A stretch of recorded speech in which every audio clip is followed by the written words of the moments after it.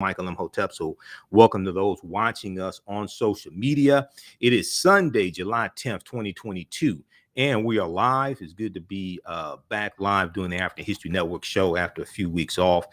Juneteenth was huge for me. I spoke at 3 different locations. I did media interviews. I was on the Tammy Mack Late Show on the Fox Soul TV network. Probably next week, they sent me the video of the show. Probably next week, I'll share some of that with you. On today's show, towards the end of the show, I'm going to share an excerpt of the presentation I did out of Inkster, Michigan that blew people away. Okay. So on today's show, once again, we'll talk about the new development in the Emmett Till code case, the arrest warrant that we told you about a few weeks ago. A few weeks ago, it was about maybe 2 or 3 months ago, that we found out this arrest warrant actually existed but was never executed. Okay, 1955 arrest warrant for Carolyn Bryant Donham. It has been found. Okay, and now you have activists who and Emmett Till's family members. They want this arrest warrant executed. We're going to talk about the Woman King movie that debuted September 6, 2022, starring Viola Davis. This deals with the African female warriors of Donham, the Ahosi or the Mino, and I teach about them in the online class that I teach on Saturdays, Ancient Kemet, the Moors, and the Ma'afa, Understanding the Transatlantic Slave Trade, what they didn't teach you in school. And one of the reasons why I teach about them is because the African female warriors that we see depicted in the film Black Panther, the Dora Milaje. The Dora Milaje means the adored ones. The female warriors from Donham were the real life inspiration for the Dora Milaje that we see in Black Panther and in the Black Panther comic book. This from. Okay, so all of this is connected. There was an article that I posted on our Facebook fan page, the African History Network, today from thedirect.com that deals with Black Panther 2 that comes out in November. Name of this article, Black Panther 2 will reportedly make big waves this month. Okay, check out that article also. And we're coming up here on a break. Call-in numbers 313-778-7600, 313-778-7600 is the call-in number. If you have a question or comment, we are live. It is Sunday, July 10th, 2022, the African History Network show. You can give us a call. We know Joe Biden did an executive order to deal with the Supreme Court overturning Roe versus Wade. We'll talk about that as well. I was on Roland Martin Unfiltered on Friday, and I'm going to share a segment with you dealing with that. And we have a lot more for you on today's show. We're coming up on a break. Listen to the African History Network show. I'm Michael Imhotep. We'll be back in a few minutes. Stand by.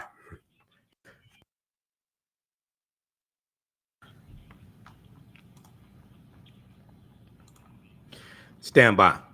Okay, back from break in 4 minutes. Share this broadcasting and social media platforms. We have a sale going on right now at the AfricanHistoryNetwork.com, our new website, the AfricanHistoryNetwork.com. Get 30% off orders of $100 or more. Okay, that's at the AfricanHistoryNetwork.com. And check out our new website. Back from break in 4 minutes. Everybody stand by. Okay, this is on orders of DVD lectures, digital downloads.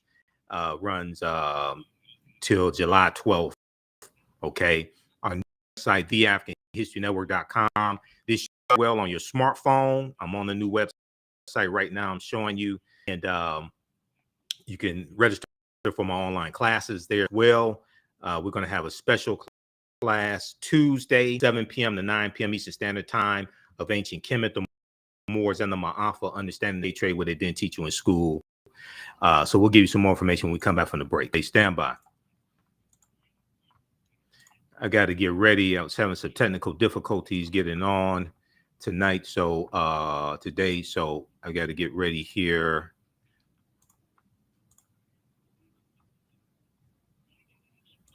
Stand by. Back from break in 3 minutes.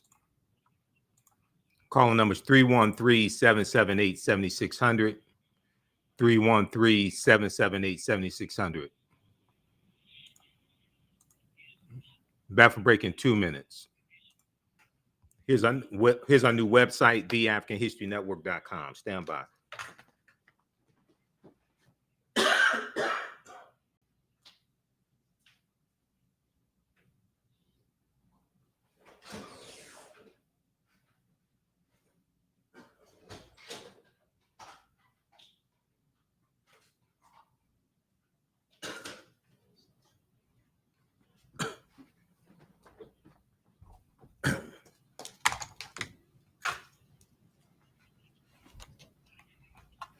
Back from break in 1 minute. Back from break in 1 minute. Stand by. Okay, everybody, share this broadcasting and social media platforms. You can give us a call.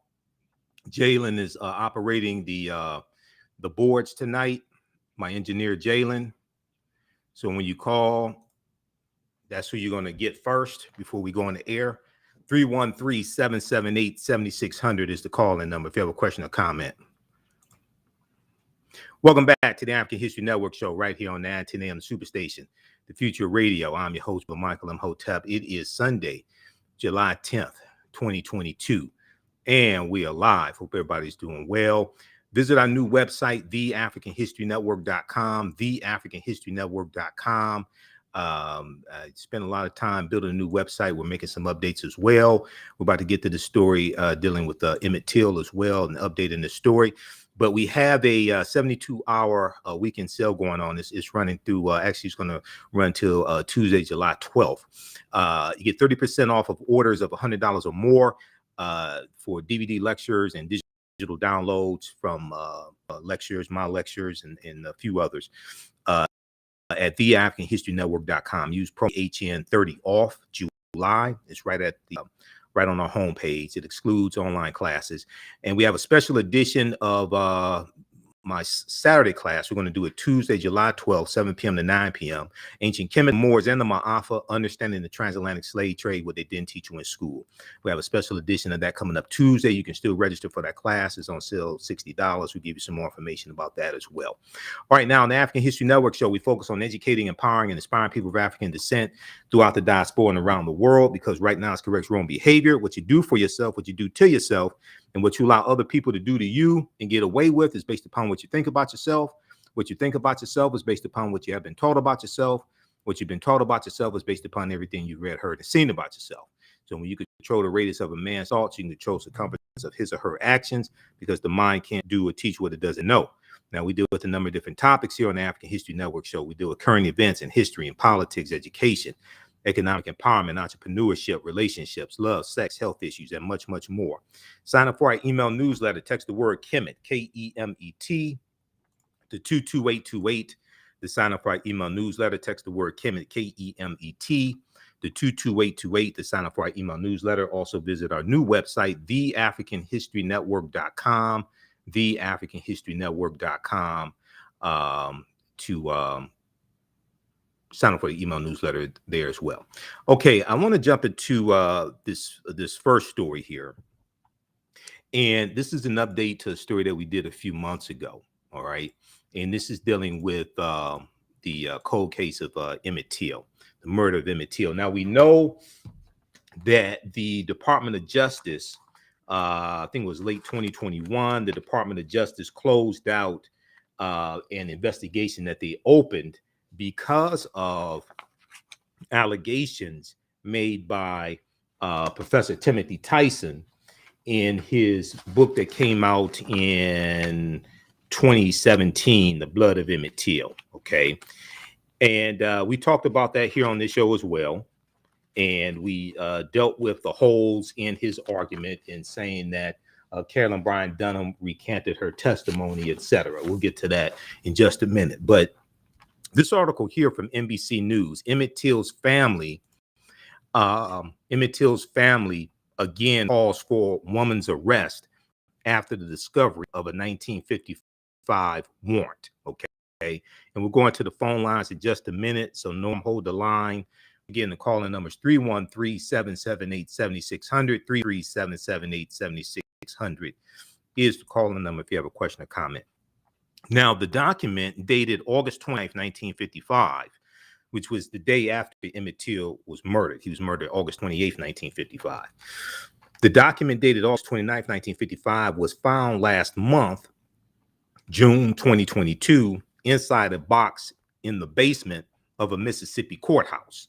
Now, here's a picture of Carolyn Bryant Donham on the left with Juanita Millam, the wives of Roy Bryant and J.W. Millam, the two men that murdered Emmett Till. We know they were found not guilty in a courtroom. They had an all-white jury, but a few months after the trial, they admitted to killing Emmett Till in an interview for Look magazine, and they were paid $4,000 for the interview. So here the two women are. They were in the offices of their husband's attorneys, their husband's lawyer in Sumner, Mississippi, September 30th, 1955. Okay, the men were later acquitted in the kidnapping and the murder of Emmett Till. Now, one of the things that makes this case complicated, as I've said before, is that all the witnesses are dead. Okay, so when you go to court, where your witnesses. This article is from July 7th, 2022. The family of Emmett Till urged authorities Thursday to move on a recently discovered unserved warrant from 1955 that charges a white woman in the black teenager's murder and kidnapping. Okay, and this arrest warrant was for kidnapping. Okay, this arrest warrant was for kidnapping.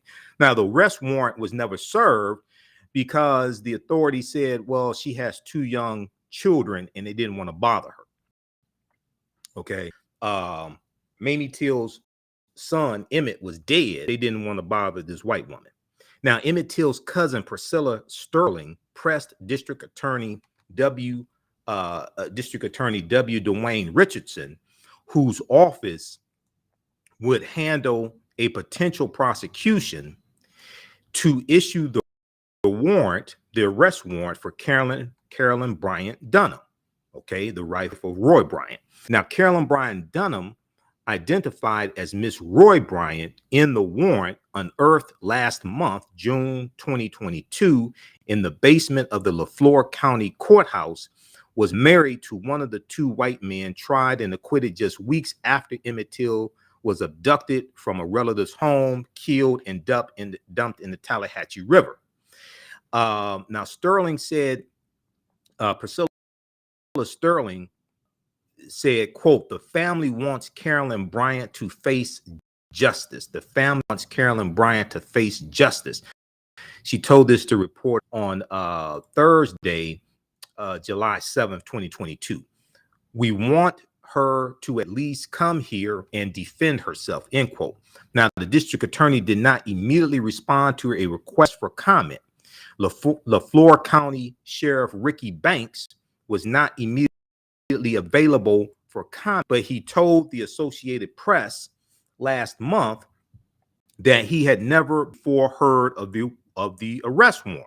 Okay, and it was basically a few months ago that we heard about the arrest warrant for the first time. We didn't know that there was an arrest warrant for kidnapping that had been issued for Carolyn Bryant Donham in 1955. Sheriff Banks, the LaFleur County Sheriff Ricky Banks, said, I quote, I will see if I can get a copy of the warrant and get with the DA and get their opinion on it. Sheriff Banks said, according to the Associated. The warrant is dated August 29th, 1955. August 29th, 1955, the day after Emmett Till was lynched. And the arrest warrant was inside a file folder that had been placed in a box, said Circuit Clerk Elmus Stockstill, E-L-M-U-S, Stockstill, who certified the document as genuine. Now, although the two men, J.W. Millam and Roy Bryant, were acquitted by an all-white jury, they deliberated for something like 45 minutes, something like that. They later admitted to killing Emmett Till in an interview in Look magazine. Now, if you watch Eyes on the Prize, and I have the Eyes on the Prize on DVD, I bought the box set from Amazon.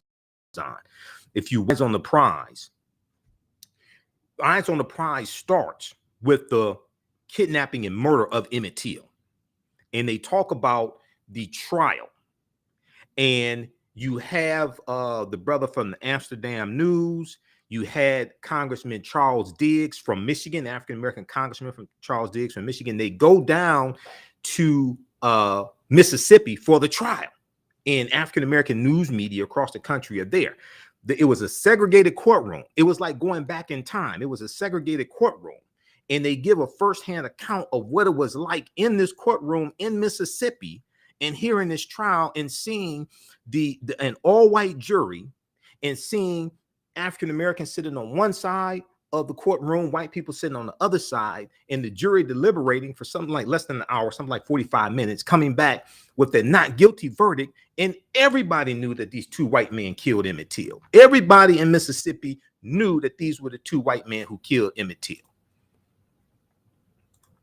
Now, although the two men, J.W. Millam and Roy Bryant, were acquitted, they later admitted to killing Emmett Till in a magazine. It was Look magazine. They were paid $4,000 for their interview.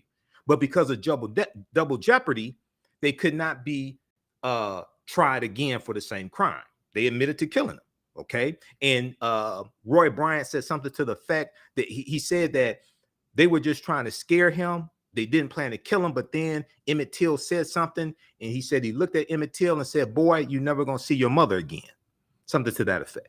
Now, last year, 2021, a federal investigation that re-examined the murder ended after the Justice Department failed to find proof that Carolyn Bryant Donham had lied. Now, we broke this down extensively here on this show, and not only that, I walked you through the 16-page report from the Department of Justice. I ain't deal with no he said, she said. When you actually read the 16-page report from the Department of Justice, you see why they couldn't against her. Number one, she maintained that she did not recant her testimony. Two, her daughter-in-law also was interviewed. Her daughter-in-law said she never recanted her testimony. Her daughter-in-law was present for the two interviews that Professor Timothy Tyson did with Carolyn Bryant Donham in 2008. And the question I have, the first question that back in 2017, when the story broke that, oh, she recanted her testimony. Okay. When you go and read through those articles and look for the evidence, there's no evidence she recanted her testimony. And the question I have is, if Professor Timothy Tyson interviewed Carolyn Bryant Donham in 2008, twice, and she recanted her testimony, why did you wait to 2017 to say something about it about a month before your book called The Blood of Emmett Till was coming out? If you had smoking gun evidence that she recanted her testimony, why did you not go to the authorities? Why did you wait 9 years to say something? We're going to deal with this on the other side of the break. Proper documentation ends all conversation. We go through and break this stuff down and provide the evidence for you. You listen to the African History Network show right here on 910 a.m. the Superstation, the Future Radio. I'm Michael Imhotep. 313-778-7600. 313-778-7600 is the call-in number if you have a question or comment. We'll be back in a few minutes. Stand by. Stand by. Back from break in 4 minutes. How's everybody doing? Okay, I'm trying to check the internet here. We're trying out this T-Mobile home internet. How am I coming through to people? Okay, I know it was pixelating there for a minute. Now it seems like it's coming through. How, everybody, let me know, how's the internet signal coming through? How am I coming through? Stand by. Back from break in 4 minutes. I gotta get ready for this next segment because we were having technical difficulties getting on the air today. Stand by. 313-778-7600 is the call-in number if you have a question or comment.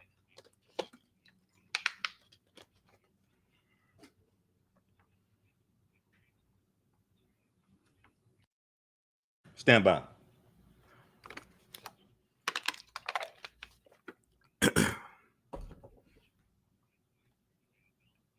Okay, I gotta get ready for this next segment. Back from break in 3 minutes. I gotta get ready for this next segment. How's everybody doing? Okay, Liz, Carnita, Kenya, not crystal clear video, audio is okay. How's the video now? So the video should be better now. Also, when you're watching on Facebook or YouTube, you can you check and make sure the quality of the transmission, the quality of the video. It may be set the audio to 240p. You can change it to 720p, or there's a little spinning wheel. You can change it to 720p or 1080p. Okay, so I'm watching myself here on Facebook, so I'm coming through pretty well. Stand by. Okay, you can support if you like this type of information, you can support the African History Network, $ the AHN show through Cash App, $ the AHN show through Cash App, also through PayPal, paypal.me/the AHN show, paypal.me/the AHN show. Stand by.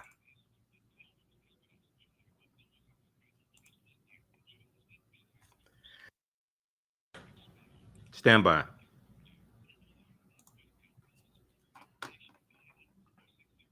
Oh, what the hell is this stuff doing? God.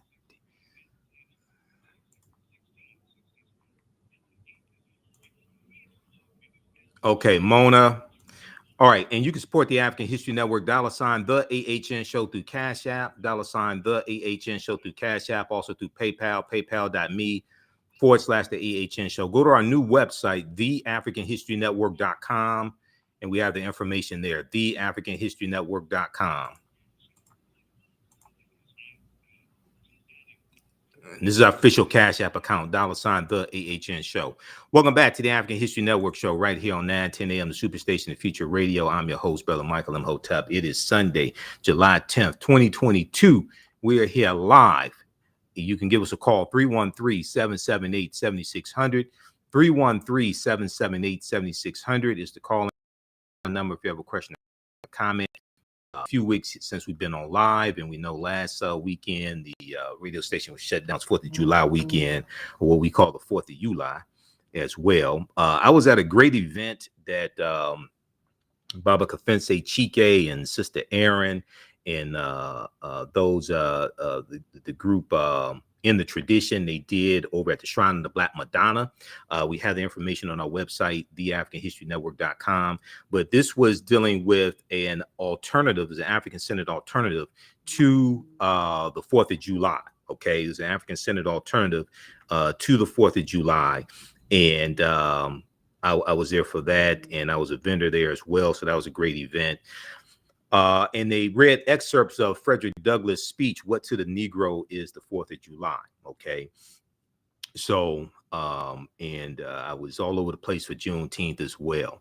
All right. I want to go, before we go any further, I want to go to the phone lines. Let's go to Norm, who's been holding. Hey, Norm, welcome to the African History Network show. Tell us where you're calling from, Norm. Thanks for holding. I'm calling from Tampa. You calling from? Okay, speak up a little bit. Your voice is a little muffled, Norm. Yeah, and my voice is a little muffled. You said? Yeah, it's a little muffled. Okay, you say you're calling from Tampa, Florida. It's muffled. Right.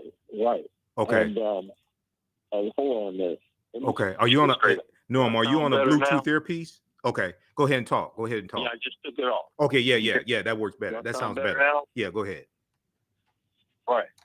Well, I'm calling from them, but here's the thing, man. I wanted to ask about the Atlantic slave trade. Transatlantic slave trade, yes. Yeah, the Atlantic. Yeah, but there's a lot of. Okay, Norm, are you there? You cut out for a minute. Come across. Okay, have you come? Can you hear me? Yeah, you cut out for a minute. You said you want to ask about it. You said you want to ask about the transatlantic slave trade, and then you cut out for a minute. Go ahead and ask your question.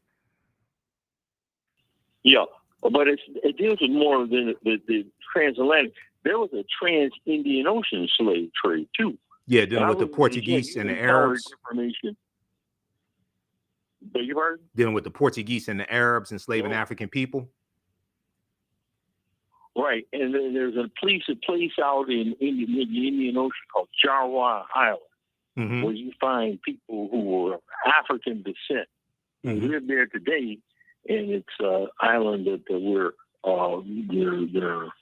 I mean, the 90 government wants to get rid of them. The Jawa, yeah. So you have the Centralese there. Yeah. So if you read The Destruction of Black Civilization by Dr. Chancellor Williams, because the Arabs started enslaving African people going back to about the 8th century AD, and the Arabs were enslaving African people hundreds of years before Europeans started the transatlantic slave trade. Yeah, but when you say Arabs, the Arabs there were black people too. I mean, they were black Arabs, but they were still classified as Arabs because Arab is not a race.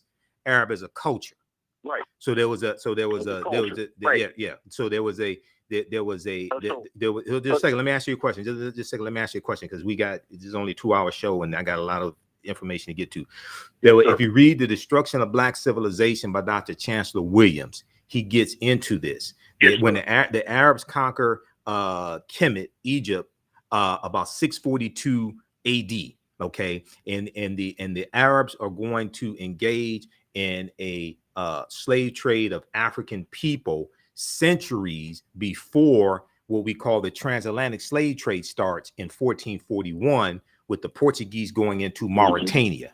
The Arabs are doing this, and then you're going to have what you call the Indian Ocean slave trade. You're going to have the Arabs working with the Portuguese enslaving Africans also. That portion of that slave trade starts hundreds of years later once the Portuguese get involved in the transatlantic slave trade. The Portuguese are the first ones involved in the transatlantic slave trade. The Spanish are going to be right behind them because Spain and Portugal are right next to each other. But that this is going to take place after, because what sets up the transatlantic slave trade is going to be the Africans known as the Moors taking these teachings from the Nile Valley region of Africa into Europe, bringing Europe out of the Dark Ages, and everything we taught them came back to kick us in the behind. Now you also have a slave trade of Muslims enslaving Christians, including white Christians as well.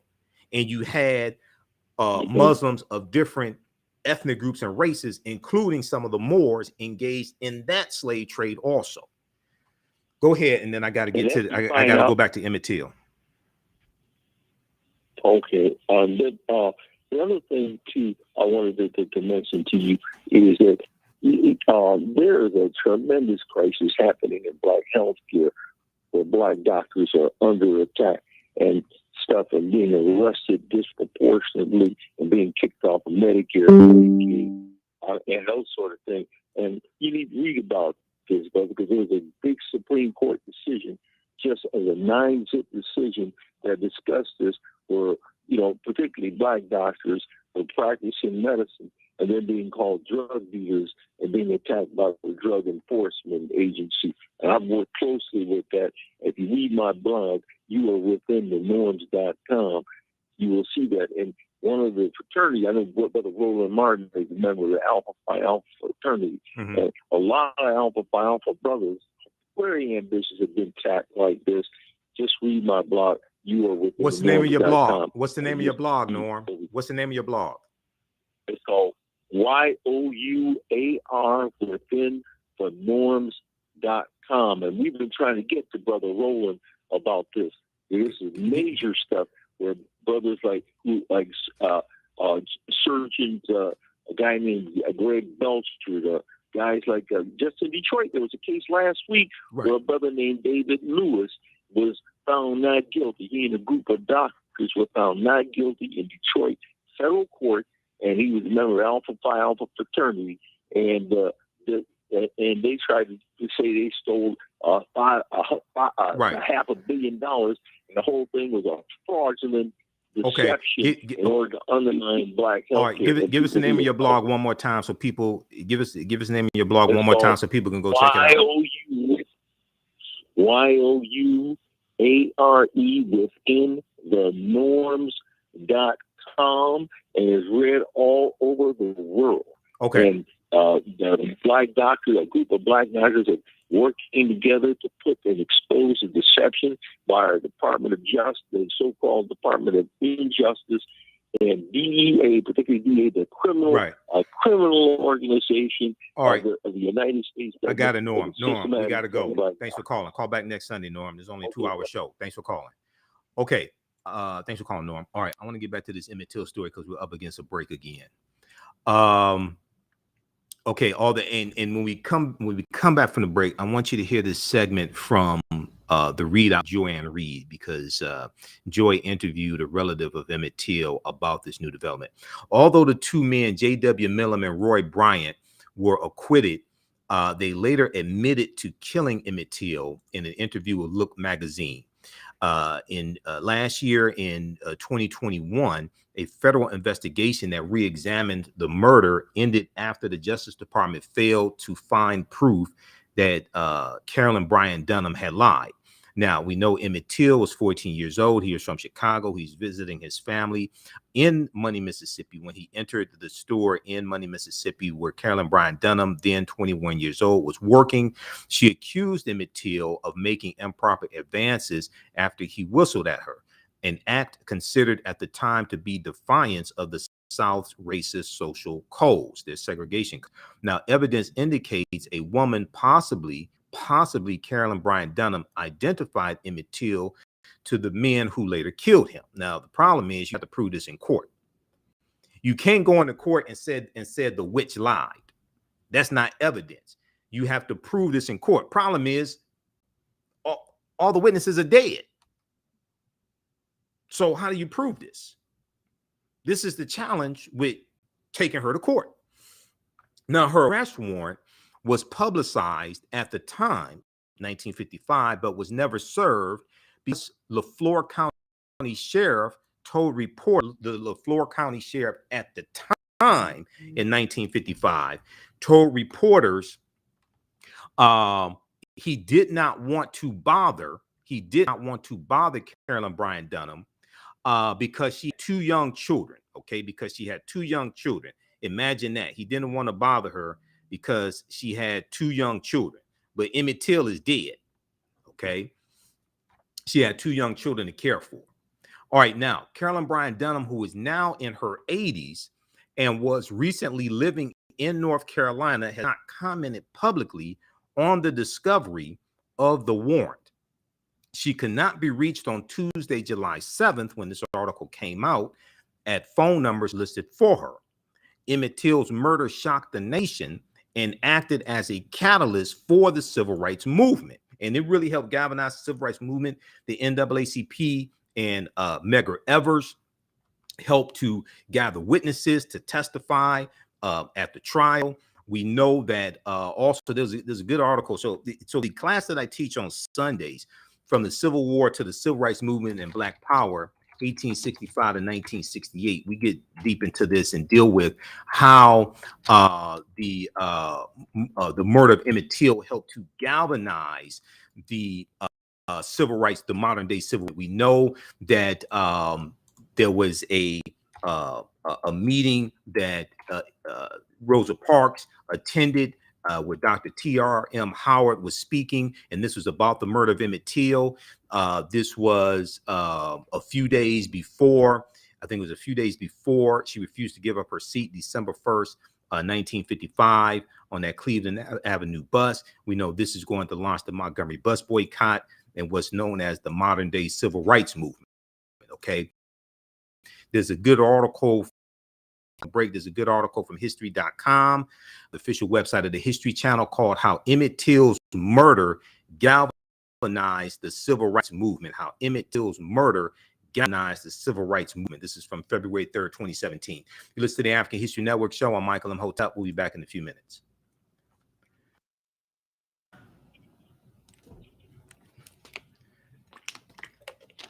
Back from break in 4 minutes. Stand by.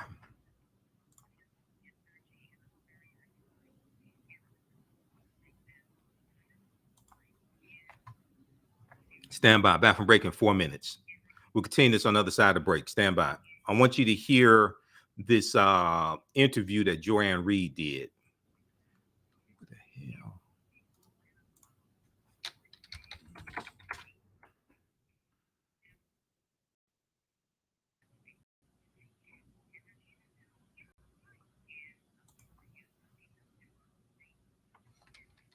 Back from break in 4 minutes. Stand by.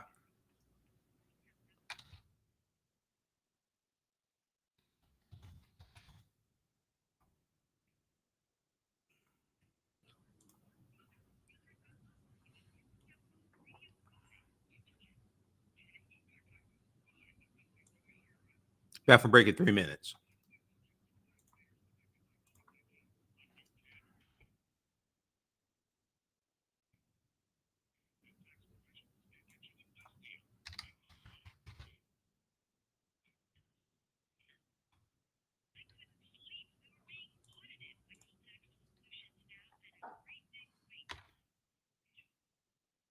Bathroom break in 3 minutes. Stand by.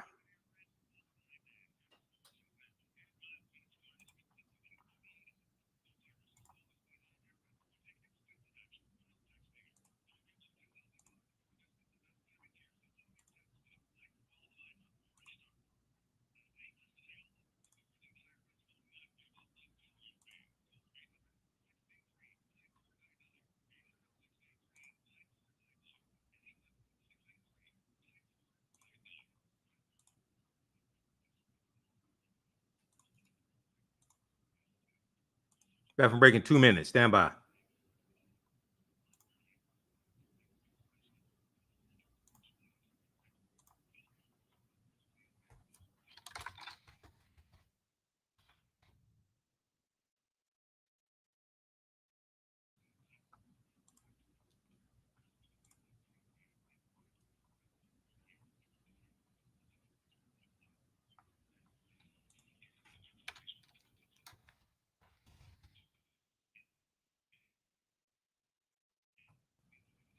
Bathroom break in 1 minute.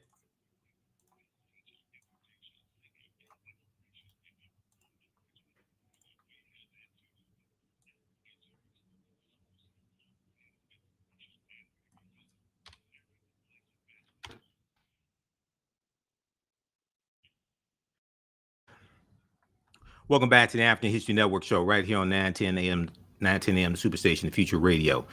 I'm your host, Brother Michael M. Hotep. It is Sunday, July 10th, 2022, and we are live. Calling numbers 313-778-7600. 313-778-7600 is the calling number if you have a question or comment. I know it's been a few weeks since we've been on live, so you can give us a call. If you call in, please keep your comment short or question short because I have a lot of information to get through.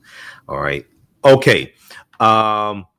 Also, visit our new website, theafricanhistorynetwork.com, theafricanhistorynetwork.com. We're going back to the Emmett Till story, the update in the cold case of Emmett Till's murder. Going back to that in just a minute. We're going to this clip here from the readout with Joanne Reed as well. She interviewed a relative of Emmett Till. Our new website, theafricanhistorynetwork.com. You can support the African History Network through PayPal, paypal.me/the AHN show, Cash App, $ the AHN show. This helps us keep doing the research, stay on the air, keep broadcasting, pay some of the bills, etc. This is our app account, $ the AHN show, SHOW. These other ones, and there are a few other ones that are not shown here, are fake African History Network Cash App accounts. I've already launched an investigation. I've already had Cash App launch investigation. I'm trying to get these fake ones shut down because they've been stealing money from us. We have a 72-hour sale going on until Tuesday, July 12th. Get 30% off orders of $100 or more, excluding online courses. So my lectures and some others, DVD and digital downloads at our new website, theafricanhistorynetwork.com. Okay, we have the information there. You can also register for the online history classes I teach normally on Saturdays and Sundays. Now we have two special sessions. One is going to Tuesday, July 12th, 7 p.m. to 9 p.m. of Ancient Kemet, the Moors, and the Ma'afa, Understanding the Transatlantic Slave Trade, what they didn't teach you in school, 10-week online class. And then on Wednesday, July 13th, 7 p.m. to 9 p.m., a special session from the Civil War to the Civil Rights Movement and Black Power, 1865 to 1968. Those classes are on sale, $60 each, regularly $130. We have a bundle pack where you can register for both classes for $100. We do the sessions live. All the sessions are archived and recorded. As soon as you register, you can go back and watch the classes like we did the past few weeks, and you can join us in class for the next classes Tuesday and Wednesday. Okay, I want to go back to the story here, and I sent you that clip, Jalen, so we want to go to that here in just a minute. Okay, if we go back to this article here from NBC News, there's a good piece here. This one is This is dealing with the arrest warrant that was found. Okay, the arrest warrant that was found, that was issued August 29th, 1955. Okay, so Emmett Till's murder shocked the nation and acted as a catalyst for the civil rights movement. His mother, Mamie Till Mobley, insisted on an open casket to show the brutality of his killing, and thousands attended his funeral. We know that Jet Magazine showed those images, and it shocked the world also. Now, Malik Shabazz, a lawyer who, not Minister Malik Shabazz here in Detroit, but this is Malik Shabazz, a lawyer who appeared with the Emmett Till family Thursday, said the effort to bring Carolyn Bryant Donham to justice was worth pursuing despite Dunham's age. She's in her 80s. He said Emmett Till never got to make it to 87. Emmett Till never had a day where he could go to a nursing home or whatever, because his life was taken. So check out this article here from NBC News, and there were other articles dealing with this as well. We posted about this on our Facebook fan page, The African History Network. It got thousands of likes and hundreds of comments. Emmett Till's family again calls for a woman's arrest after the discovery of a 1955 warrant. Okay, now I want to go to this clip here. This is from the readout with Joanne Reed. This is from June 30th, is this the right one? June 30th, 2022. Carolyn Bryant must be indicted for role in murder, kidnapping of Emmett Till, his cousin says. Joanne Reed interviewed Emmett Till's cousin, and trying to get her name here. Okay, well, we'll hear it in the I was trying to see if they listed her name here, but okay, let's go to this clip, Jalen. It has been nearly 67 years since Emmett Till was abducted, tortured, and lynched in Mississippi after the 14-year-old black boy from Chicago who was visiting family in Mississippi was accused of making advances at a white woman. In an amazing discovery last week, a team searching a Mississippi courthouse basement for evidence in the case uncovered an unserved 1955 arrest warrant charging that same woman for Till's kidnapping. Included in that team were relatives of Till. They're now calling for the woman, Carolyn Bryant Donham, now in her 80s, to be arrested. Donham was married to one of the two white men who were tried and acquitted for Till's brutal murder, shockingly, by an all-white jury. Maybe not so shockingly given this country's history. They later confessed to the killing. The arrest warrant against Donham was publicized at the time. But get this, the sheriff told reporters that he did not want to, quote, bother Ms. Bryant, since she had two young children to care for. American history.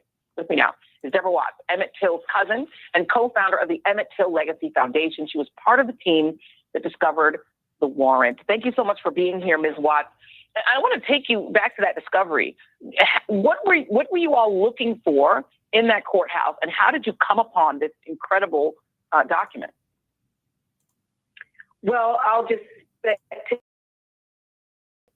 tell you, it was a team of about 5 of us. It was the second opportunity to search. There was a team that went towards the end of March after we had a meeting with the Department of Justice, the FBI investigator, and the DA Richardson. And so at that time, they told us there was nothing to do. And we knew all along that this warrant for Carolyn Bryant's arrest was never served. Keith Beauchamp, who is an award-winning filmmaker and was responsible for the investigation that reopened the case in 2004, made sure that we understood that. And so a collective group of us went to the courthouse in LaFleur County, Greenwood, Mississippi, to search for that warrant. And we knew that one bit of evidence had never been served, and we wanted to find it amongst other things that we thought might be there. But we did find it, and we are hoping that this leads to the at least the execution of the warrant to Carolyn Bryant Donham, charging her in the kidnapping and murder of Emmett Lewis Till, because she's culpable in that, without malice, without hate, or without vengeance. Okay, we're going to pause it right there. We're going to pick this up on the other side of the break. That was Deborah Watts, a cousin of Emmett Till. We're going to give you some more information on this. And also, I want to just walk you briefly through the 16-page report from the Department of Justice And we did this when they released the report late last year. And you see why they could not bring charges. Okay. They investigated all this stuff floating around in the media. Oh, she recanted the testimony, all this stuff. They investigated all that and keep coming up with zeros, keep coming up with nothing. You listen to the African History Network show. I'm Michael M. Hotep. We'll be back in a few minutes. Okay, stand by. Back from break in 4 minutes. Back from break in 4 minutes. Share this broadcast on your social media platforms. Invite your friends to tune in also.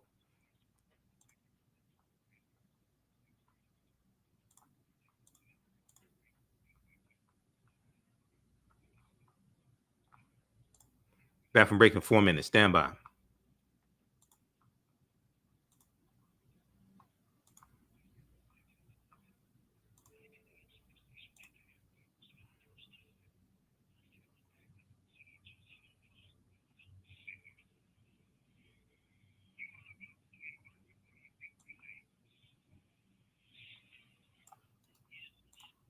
Back from break in 3 minutes.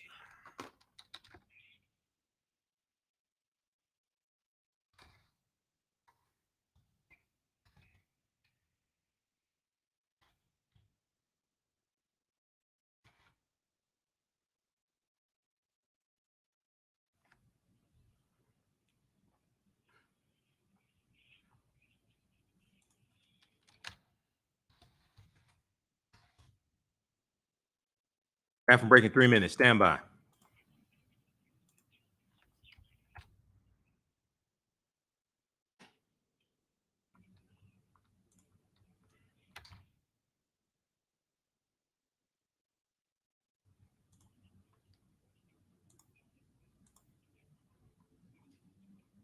All right, how's everybody doing? Okay, calling numbers 313-778-7600. 313-778-7600 is the call-in number if you have a question or comment. Stand by. We'll post the number here. Keep your comments or questions brief, please. This is only a 2-hour show. I have a lot of information to get through. Stand by. Calling numbers 313-778-7600. We're on live. It's Sunday, July 10th, 2022.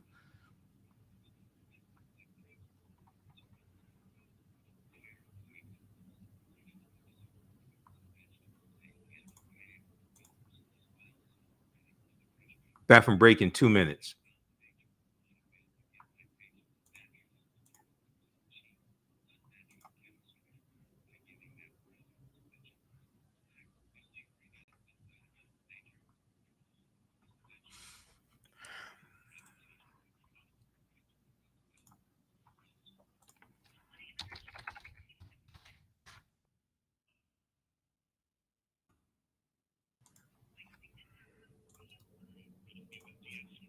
Detroit, 910 AM Superstation, a division of Adele Media. We got the topics. Back from break in 1 minute. A number of different topics here on the African History Network show. We do current events and history and much, much more. We're going to give you an update on what's going on. This is about self-preservation. We have to extinguish the fire of white supremacy. See, elections have consequences. Catch it all right here on 910 AM Superstation. The views and opinions expressed on any program are those of the producers and or the persons appearing on the program and do not necessarily reflect the views and opinions of 910 AM Superstation or Adele Media. Welcome back to the African History Network show right here on 910 AM Superstation, the Future Radio. I'm your host, Brother Michael M. Hotep. It is Sunday, July 10th, 2022, and we are live. Calling numbers 313-778-7600, 313-778-7600 is the call-in number if you have a question or comment. We'll go to the phone lines in a few minutes here. I'm going to finish this clip. This is an interview that Joanne Reed did with Deborah Watts. Deborah Watts is a cousin of Emmett Till. When we go back to the phone lines, we'll go to Willie. So Willie, hold the line. Once again, the call-in number is 313-778-7600.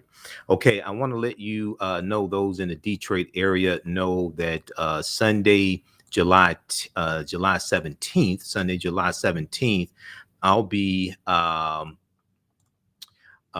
at Chandler Park. Okay, there's a family fun day Part 2, taking place Sunday, July 17th, 2022, 1 p.m. to 6 p.m. This is free and open to the public, free and open to families at Shed Number 1. This is a pop-up shop. They're going to have free things there. It's a good family environment.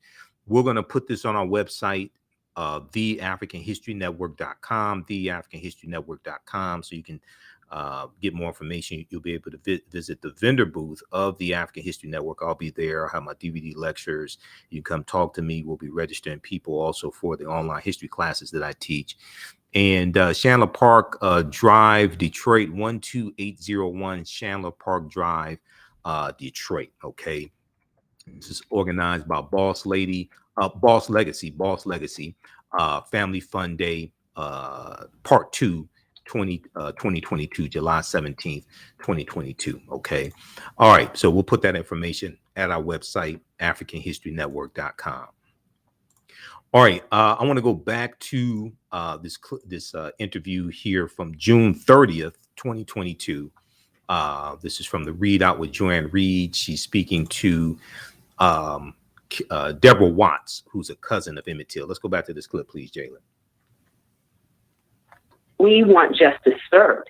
And so we were just excited, ecstatic, happy, very emotional at the time when we found it in the lower level of the LaFleur County courthouse area in the basement there. Carolyn, Bryant, Donham, she, the book, The Blood of Emmett Till, which brought a lot of people, younger people, to this story that only knew about it from, history class if it's illegal to teach in their state. That in that book, Carolyn, Bryant, Donham, she actually gave an interview to that author, and then she took back her previous admissions that she lied about your cousin, about Emmett Till. Do you want her arrested? Pause it right there, Jalen. Pause it right there. Pause it right there. Pause it right there. Back that up about 20, 30 seconds. That is false. Carolyn Bryant Donham has not recanted her testimony. And when after this, see, I don't know who prepped Joanne Reed for that segment. That is blatantly false. I know what the headline said. I reported on this back in 2017 when that information came out. When you go through and read read all those articles, there's no evidence she recanted her testimony. This is why the Department of Justice had to close their investigation. See, I actually read the 16-page report that the Department of Justice released explaining why they had to close the investigation. Go back to the clip, please. Area in the basement there. Carolyn, Bryant, Donham, she, the book, The Blood of Emmett Till, which brought a lot of people, younger people, to this story that only knew about it from, history class if it's illegal to teach in their state. That in that book, Carolyn, Bryant, Donham, she actually gave an interview to that author, and then she took back her previous admissions that she lied about your cousin, about Emmett Till. Do you want her arrested and put under oath to get her to, under oath, say what she did? Well, we think the evidence speaks for itself, and we think that the sheriff needs to serve that warrant to Carolyn Bryant. The DA needs to impanel a grand jury, and then they need to bring Carolyn in to be a part of that and indict her being culpable in the murder and, first of all, the kidnapping of Emmett Lewis Till. Absolutely. But Carolyn definitely was there. I mean, the FBI investigation and other reports and the admission by Dale Killinger, who was the FBI investigator at the time, he received an admission from that two other young men had been brought to her to identify them. And of course, we know what happened with Emmett. Those two other young men were accosted. They were thrown out, beat up. Some of them were beat up. But Emmett, what happened to Emmett? He was kidnapped and murdered later. So there had to be an identification. Carolyn Bryant could be the only person that would do that. And in fact, in the documents that we found, there was an affidavit for her arrest as well. Also, the address of Mose Wright, who identified her. He had to. So they talked to him, and this kidnapping took place, of course, Joy, before the murder. So justice needs to be served. It's time, and Carolyn needs to be brought to justice. I just want to very quickly, before we run out of time, ask you, I mean, you were what 6, 7 years old when your cousin was murdered. How did, his murder and this historic funeral that Mamie Till opened the casket so that the world would have to see the results of it? Were you at that funeral? How did his death impact your family? I was not at the funeral. I was actually a toddler at the time, not quite 6, 7 years of age, but I heard about it. When Mamie Till Mobley traveled across the country to speak out along with the NAACP, she came to my hometown, Omaha, Nebraska, and I was able to see a booklet that was created by a photojournalist, Ernest Withers, who identified and photographed, I should say, the trial and that famous photo of Mose Wright pointing at the 2 murderers. And so I was able to see that and connect the tears, the emotions with Mamie's visit. And see, even as a toddler, I was able to become emotional about it. But later in years, Mamie Till Mobley is my shero. And we oftentimes had conversations about what happened, who was responsible, and what kind of justice she wanted. Yeah. She did not want, she did not, I would say this, she didn't want to have any type of hate towards Carolyn Bryant or vengeance, and we hold that in our hearts as well. We just want justice served, just as we wanted, just as she wanted it as well. Indeed. Deborah Watts, it's such an honor to talk to you. Thank you so much, and the best to your family, and we wish you very much luck in pursuing this case. Thank you, Deborah Watts. Okay, pause right there. Thanks, Jalen. Okay, that was from June 30th, 2022. That is from the readout with Joanne Reed. Good interview, except for that inaccurate information that Joy disseminated that came from headlines. But when you actually dig deeper into that, it's false. Carolyn Bryant must be indicted for role in murder, kidnapping of Emmett Till, his cousin says, June 30th, 2022. The readout, that's at msnbc.com. You can watch that clip in its entirety. Now, let's go to, back in April of April 2022, we know the Detroit News had the article, Emmett Till's relatives want the woman who accused him prosecuted for 1955 kidnapping. Also, Yahoo News, by any means, Emmett Till's family calls on authorities to use 1995 kidnapping warrant. Should be 1955. They have a typo in their headline. 1955 kidnapping warrant to apprehend woman who was wrongly accused, Chicago teen. So these are articles we reported on this back when this happened. This is Detroit Free Press, an article from the Detroit Free Press, along with my notations as well. Now let's look at this here. Now this is when this came out. I talked about this December 6, 2021. Emmett Till notice to close file. This is the 16-page report from the Department of Justice explaining why they had to close the file on Emmett Till. They kept running into dead ends when they go and all these claims floating around in the media and all this stuff. It's easy to say things on shows. It's easy to say things in a book. When you go to court, the burden of proof is on the prosecution. You have to be able to prove your case based upon the evidence. As Denzel Washington told Training Day, it's not what you believe, it's what you can prove. That's what this is. Now, back when this came out in December 21, we went through this here on this show. Go read this. This is from the Department of Justice, justice.gov, official website of the Department of Justice.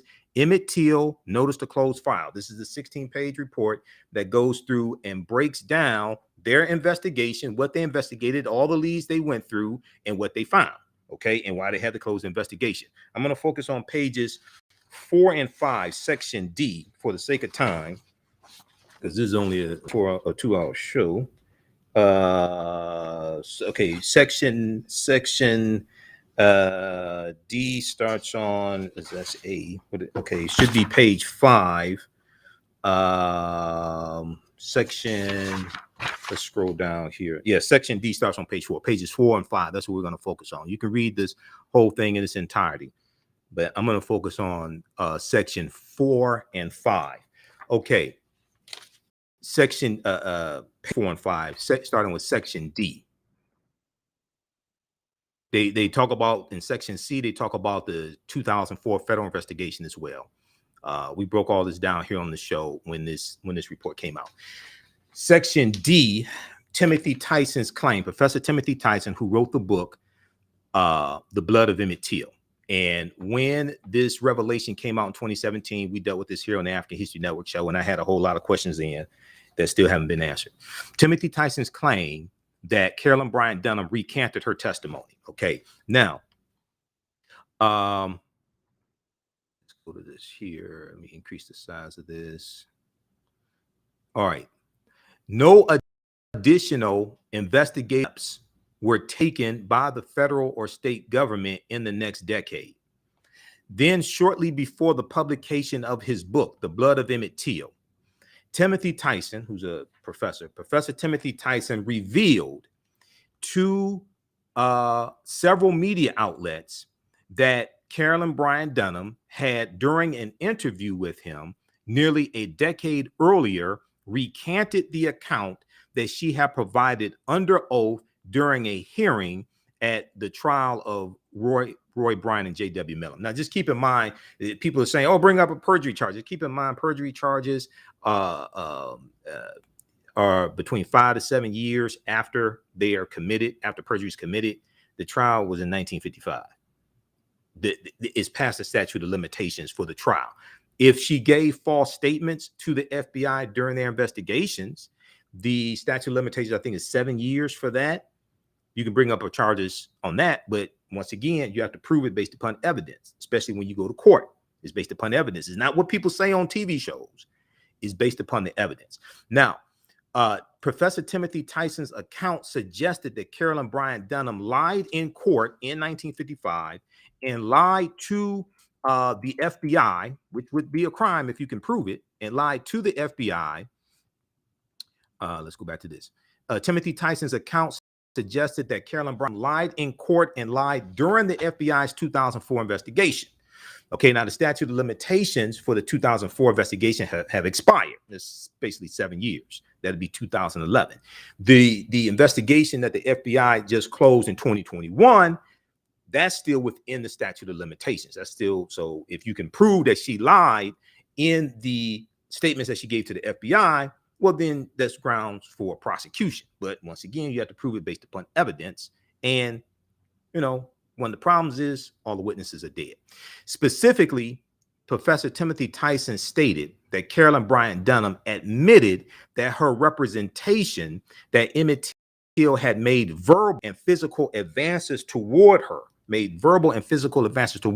in the store was, quote unquote, not true.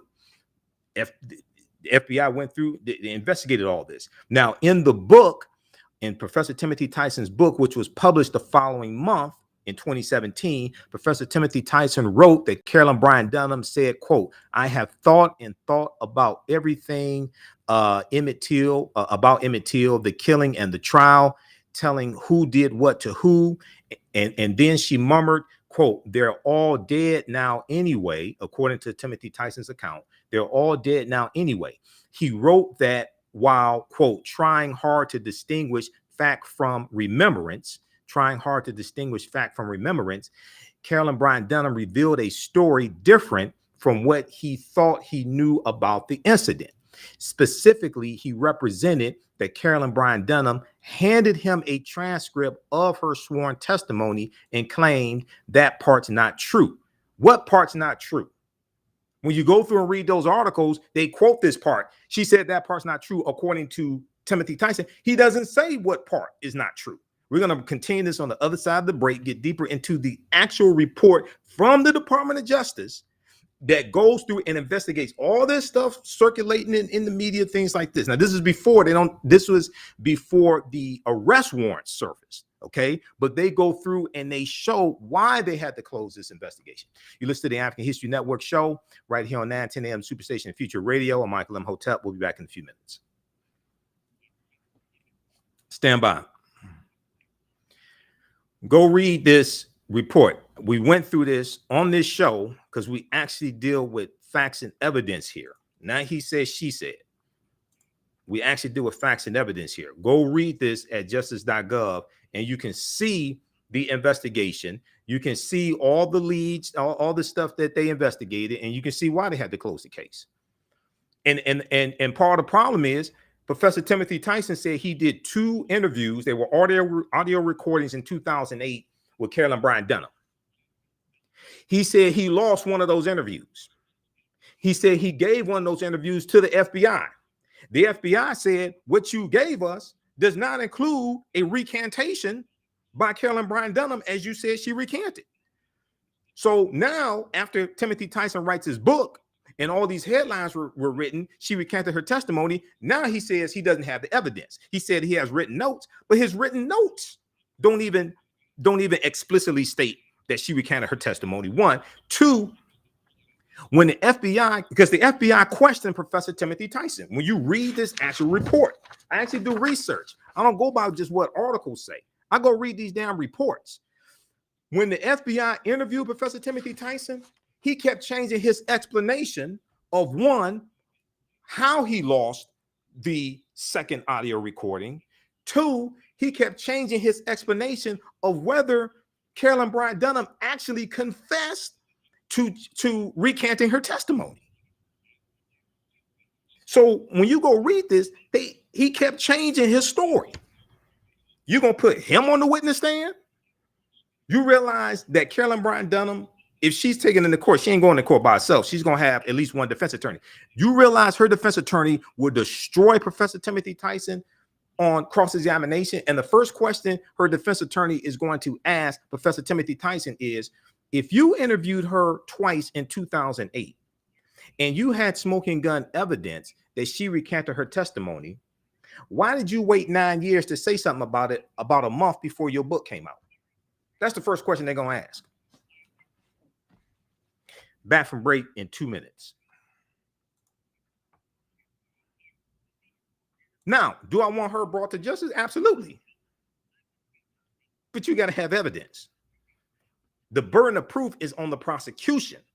Going to the court saying the witch lied is not evidence.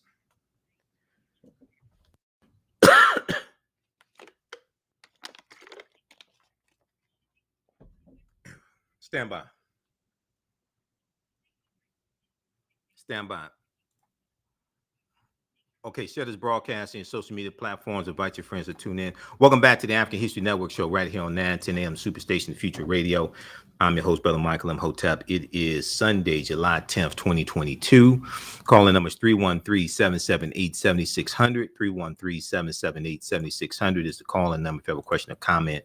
I'm going to get through some more of this actual report from the Department of Justice dealing with their investigation into the allegations that Carolyn Bryant Donham recanted her testimony as told by Professor Timothy Tyson in his book, The Blood of Emmett Till. Then we're going to go to the phone lines. We'll go to Willie Hold the Line, okay?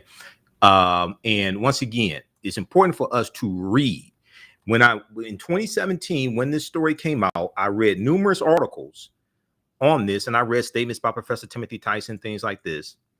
And I really wasn't convinced because I'm like, okay, I'm reading the headline. She recanted her testimony. I'm looking at his statements and I'm looking, okay, what evidence are you citing? There was one statement that he said in some of the articles had it. Oh, and what he did 2 interviews with her. He said she started spilling the beans before he could start recording. He said she was spilling the beans right away. What did she say? Provide your evidence. Because this is what the FBI said. And the FBI said, you gave us 1 recording. You said you had 2. You gave us 1 recording. Professor Timothy Tyson's explanation of what happened to the second recording kept changing. His explanation of, did she actually confess to recanting testimony? His explanation kept changing on that too. Emmett Till notice to close file. Do I want her brought to justice? Absolutely. But when you go to court, the burden of proof is on the prosecution. Saying the witch lied is not evidence. And her defense attorney will destroy Professor Timothy Tyson on cross-examination. This is from Monday, December 6, 2021. Okay. And this starts out, it talks about the fact that, and I'm going to information I'm sharing is on page 4. Okay, page 4 starts section D. That's, to me, the most important stuff here. They go through, and on page 2, when they go through and look at this, it starts, I want to start with the paragraph in early 2017. Okay, so formally this case, okay, next one right here. This is page 2. In early 2017, new information emerged suggesting that Carolyn Bryant Donham recanted her claims that Emmett Till had assaulted and propositioned her in the store.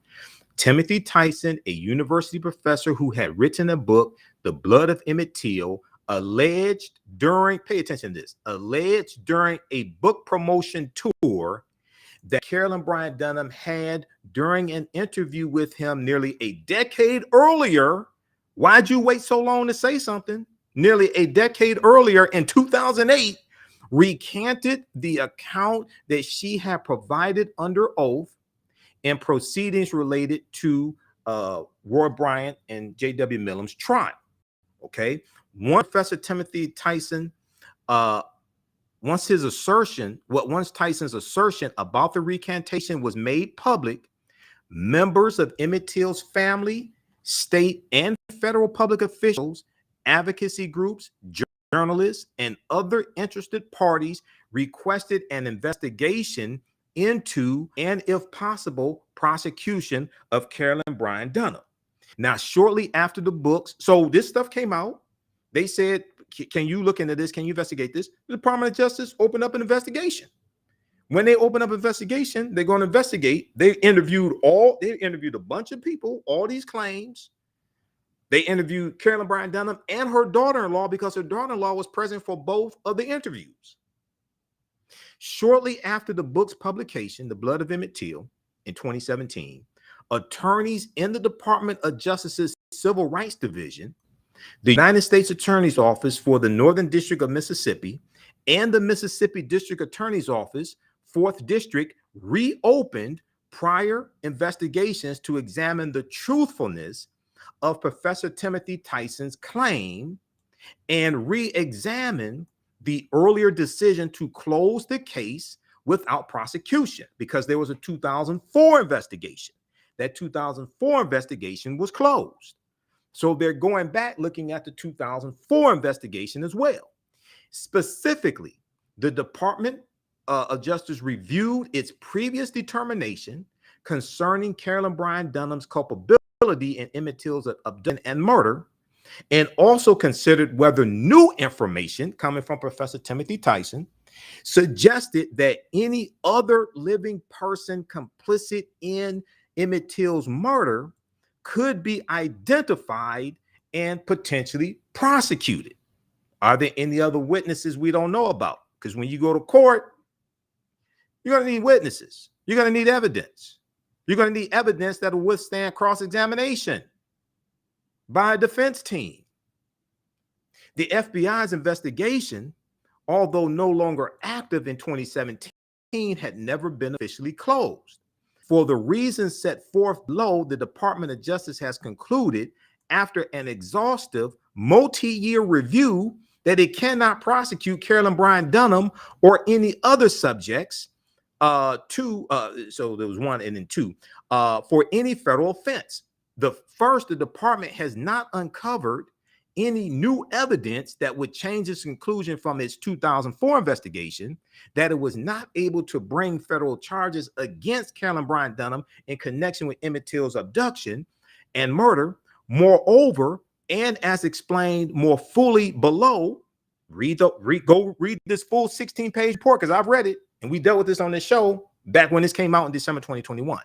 Moreover, and as explained more fully below, the statute of limitations, which is essentially a deadline for charging someone with a crime, has run on all potential federal crimes that could apply to Emmett Till's abduction and murder, and there is no other potential basis for jurisdiction. Now, I checked Mississippi state law. There is no statute of limitations for kidnapping.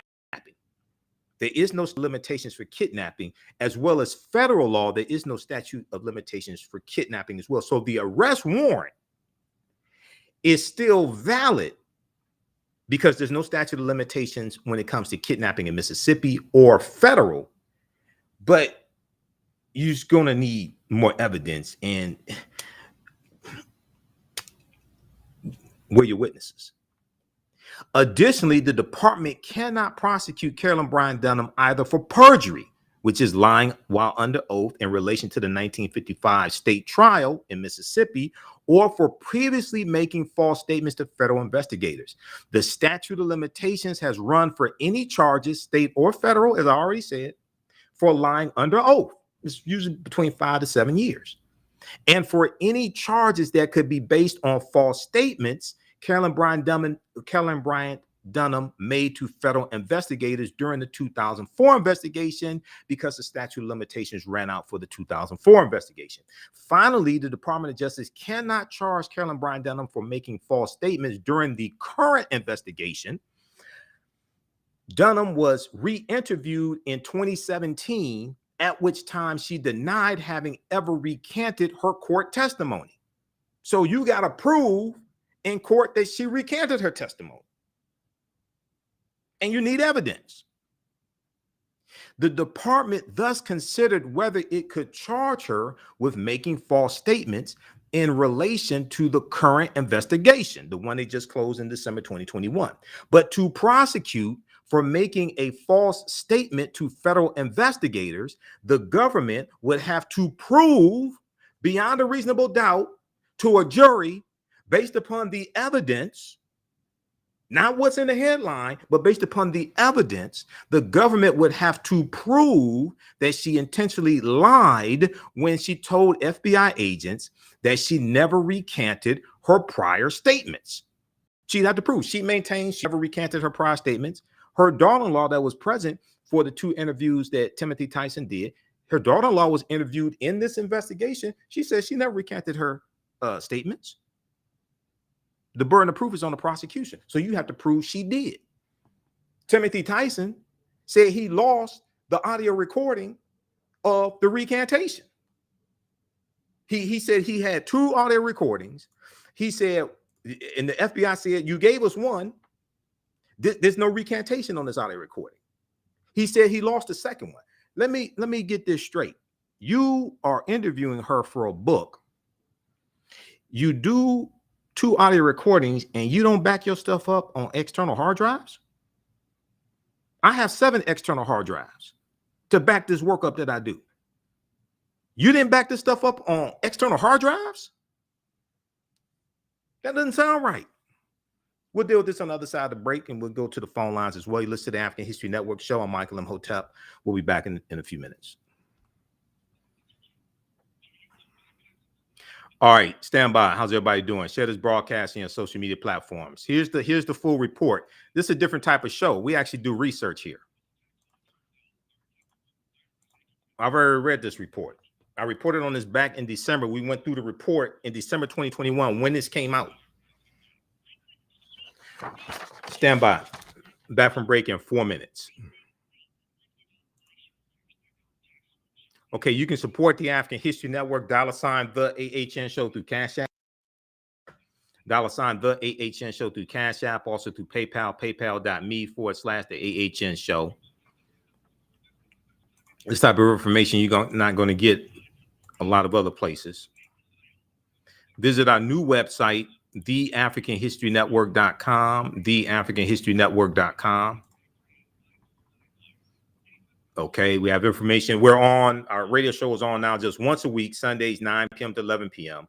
I was doing Monday through Friday and Sunday. I had to cut back because the radio station does not pay me to do radio, and it was a huge financial strain to try to do radio 5-6 days a week and do all the research for the shows and all that stuff. So I'm going back to just doing Sundays. I can't do it. Register for our online history classes also. We're going to post the information here for the classes. Back from break in 3 minutes. Stand by. Back from break in 3 minutes. I'm going to post the information here for the class on, we're doing a special class Tuesday of Ancient Kemet, the Moors, and the Ma'afa, understanding the transatlantic slave trade.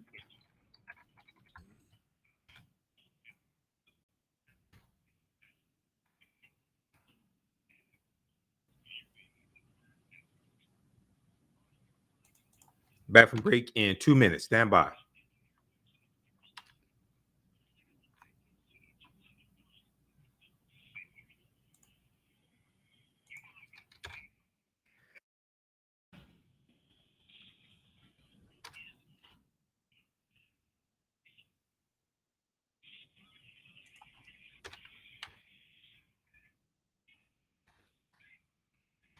Stand by. Back from break in 1 minute.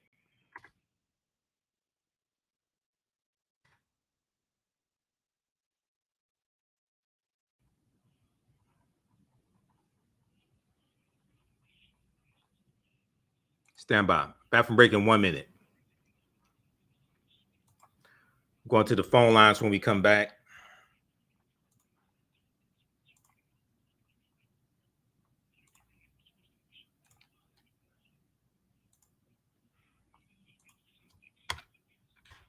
Stand by. Oh, Now, we do a number of different topics here on the African History Network show. We do current events of history and so much, much more. We're going to give you an update on what's going on. This is about self-preservation. We have to extinguish the fire of white supremacy. See, let's just have consequences. Catch it all right here on 910 AM Superstation. welcome back to the African History Network show right here on 910 AM Superstation Future Radio. I'm your host, Brother Michael. I'm Hotep. It is. Are we still supposed to say that tagline in Future Radio? I've been on the air on 910 for 6 years. So, I mean, I'm trying to figure out. I remember when they said 910 is on fleek. I'm like, what the hell is this? But anyway, Jalen, send me a text message. Is the tagline still the Future Radio? Let me know what the tagline is. I don't remember, man. Back to the Future, whatever. I don't know. But anyway. Man, come on, man. I started on Steve Hood's show in the mornings, Thursday mornings. It was on 7 a.m. to 9 a.m. So calling numbers 313-778-7600. 313-778-7600 is the calling number. It's Sunday, July 10th, 2022. And we're on live. First time we've been on live in the I think our last live broadcast was June 12th. I was extremely busy for Juneteenth, so I couldn't do the show, and the station was shut down last weekend for the 4th of July, as well as what Dr. Shaka Musa Shango called it, who wrote the book African People and European Holidays and Mental Genocide. He called it the 4th of July. The other people call it the 4th of July. These two books here, book 1 and book 2, African People and European Holidays and Mental Genocide, but Dr. Shaka Musa Shango, which deals with the history of these various European holidays we've been taught to celebrate. You can celebrate them if you want to, but you should at least know the history behind what it is that you're celebrating. Because if you understand the history behind what it is that you're celebrating, it will probably change. If you decide to keep celebrating these European holidays, it will probably change how you engage in them, how you celebrate them. Okay. All right. So right before the break, we were going through breaking this down once again, as we did in December when I was on 6 days a week. And now, once you keep in mind, we're just doing our show Sundays, 9 p.m. to 11 p.m. Eastern Standard Time, because it was a financial strain for me to do the show 6 days a week. It's a lot of work and a lot of research, things like this, and I just can't do it. So we're back to just doing Sundays, 9 p.m. to 11 p.m. If you follow us on our Facebook fan page, The African History Network, and our YouTube channel, Michael M. Hotep, I'll be doing some broadcasts during the day, during the week as well. But doing radio 11 p.m. at night is causing me to stay up late, get to bed late, get up late the next morning, things like that. So we're just back to once a week. Well, we appreciate the opportunity, though, from 9, 10 a.m. WFDF. Okay, back to this here, and then we're going to Willie on the phone lines. This is page 2. We're still on page 2 now. I think we're back. I think it's on page 3 of the Department of Justice investigation. Okay, so finally, the department cannot charge Carolyn Bryant Donham for making false statements during the current investigation. That's the bottom of page 2, last paragraph. Okay, but to prosecute Carolyn Bryant Donham for making a false statement to federal investigators, the government would have to prove in court, not in the media, in court, beyond a reasonable doubt, based upon the evidence, that she intentionally lied when she told FBI agents that she never recanted her prior statements. You have to prove it based upon evidence. This necessarily means that the government would have to prove beyond a reasonable doubt, try to tell you, beyond a reasonable doubt, that when Carolyn Bryant Donham talked to Professor Timothy Tyson, she did in fact recant testimony from the state proceedings. As explained more fully below, the alleged recantation is not well documented. This is what I'm trying to see. This is different. When they do their investigation, this is different than articles being written. This is different than Joanne Reed saying what she wants to say on her show. When they actually go investigate and interview people and look at the evidence, it's something entirely different. As explained more fully below, the alleged recantation is not well documented, and Professor Timothy Tyson's own account of the recantation cannot be independently corroborated.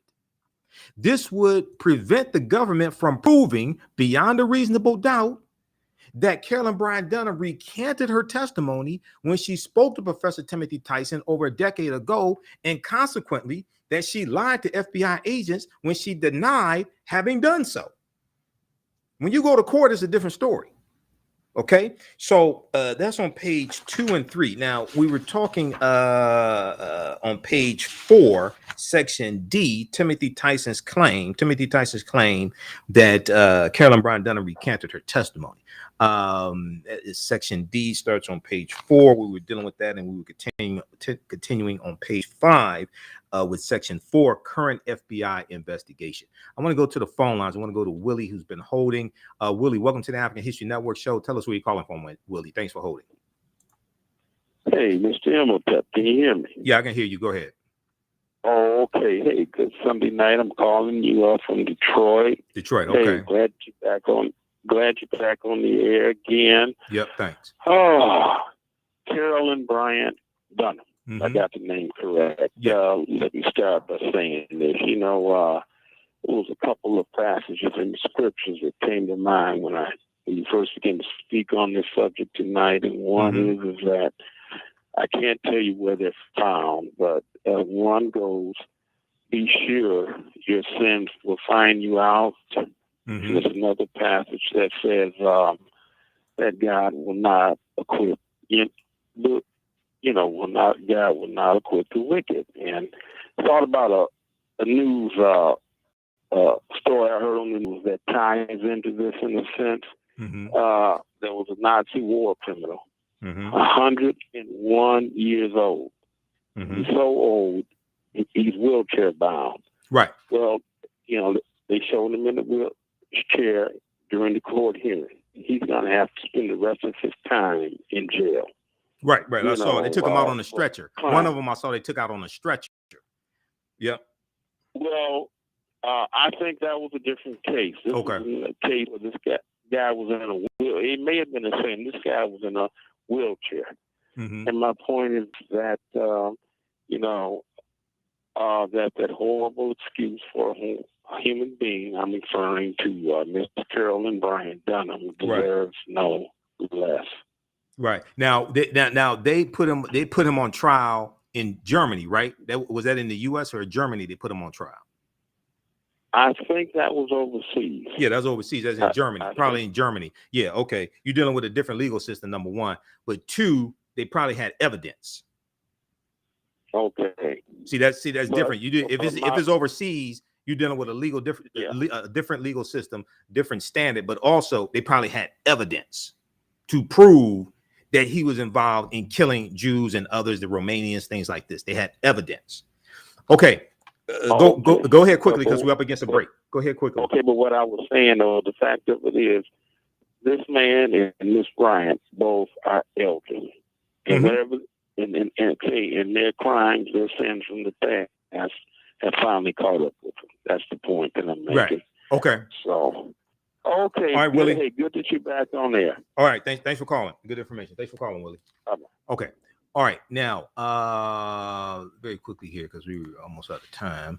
Okay, this is section D. This is page, I think we're page 4. The current investigation was designed to identify evidence corroborating author Timothy Tyson's claim that Carolyn Bryant Donham recanted her 1955 testimony and where there was additional evidence identifying one, previously unknown information of Carolyn Bryant Donham having been complicit in Emmett Till's abduction and murder, two, any previously unknown living subject, and three, a basis to support any other federal or state charges.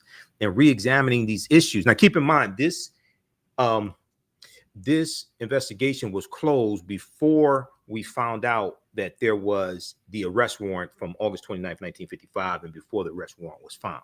Okay, because we got the news in April of 2022 about this arrest warrant that was never served. In re-examining arrest warrant for kidnapping for Carolyn Bryant Donham that was never served. In re-examining these issues, the FBI interviewed Carolyn Bryant Donham, Timothy Tyson, and persons close to or associated with them. In addition, the government also re-interviewed the last of, I'm not sure, I think that may have been Emmett Till's cousin, the last surviving member of the group of young men who accompanied Emmett Till to the grocery store, grocery and meat market, and who was present when Emmett Till was abducted from his relative's home. I think that was Simeon Wright. The FBI also obtained and reviewed other relevant documents, conducted forensic computer analysis, and consulted with case agents familiar with the earlier investigation. The FBI quickly identified a significant obstacle in this investigation. Professor Timothy Tyson conducted 2 separate interviews with Donham and recorded and transcribed both. However, the key statements that Carolyn Bryant Donham reportedly made to him, recanting her previous testimony, were neither recorded nor transcribed. So the smoking gun evidence that Professor Timothy Tyson said he had, there's no evidence of the smoking gun evidence. The key statements, because the FBI went and investigated all this. Okay, these are the claims in the media. These are the claims floating around. We're going to investigate this. The statements that Carolyn Bryant Donham reportedly made to Professor Timothy Tyson, recanting his previous testimony, her previous testimony, were neither recorded nor transcribed. The FBI learned that Professor Timothy Tyson had lost one of the recordings. You didn't back this stuff up on external hard drives. I have 7 external hard drives to back up the work that I do. You didn't back this stuff up. Didn't Juvenile tell you back that thing up? You didn't back up your recordings on external hard drives. Okay. The FBI learned that Professor Timothy Tyson had lost one of the recordings, the one during which Carolyn Bryant Donham reportedly recanted her earlier statements and sworn testimony. Moreover, Professor Timothy Tyson, now this is extremely important because her defense attorneys would destroy Professor Timothy Tyson on cross-examination on the witness stand in a trial. Professor Timothy Tyson gave inconsistent explanations of whether there had ever been a recording of the admission, and if not, why none had been made. What were the headlines on this? Yes, we want her brought to justice, but you got to have evidence in court.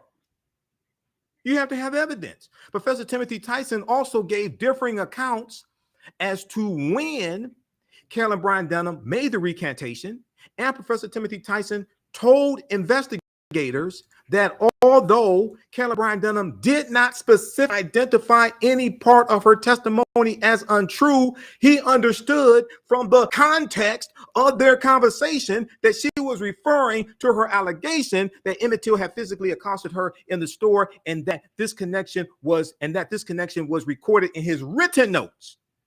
Timothy Tyson's notes, however, do not include such a connection. Go on to court with that. We'll be back. You listen to the African History Network show. I'm Michael M. Hotep. We'll be back in a few minutes. How hot is it? It's hotter than July. Stand by. Stand by. Back from break in 4 minutes.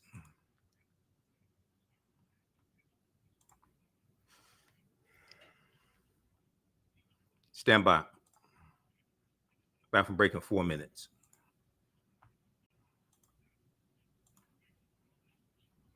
Okay, I posted a link. You can register for the bundle pack of courses, Ancient Kemet, the Moors, and the Ma'afa, Understanding the Transatlantic Slave Trade, what they didn't teach you in school, and Ancient Kemet, the Moors, and the Ma'afa.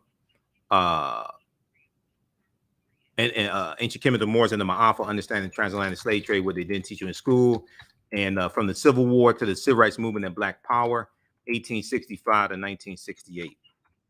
Okay, now I'm going to, we're going to post this information. Our next class is going to be Tuesday, July 12th, doing a special session from the Civil War to the Civil Rights Movement and Black Power. Ancient Kemet, the Moors, and the Ma'afa. We're doing a special session. That class is on sale $60, regularly $130. Stand by.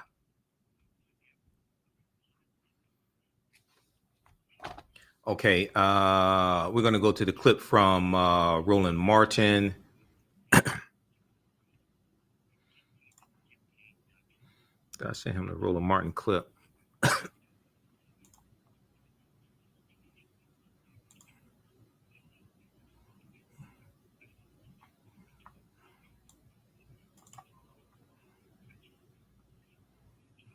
Stand by.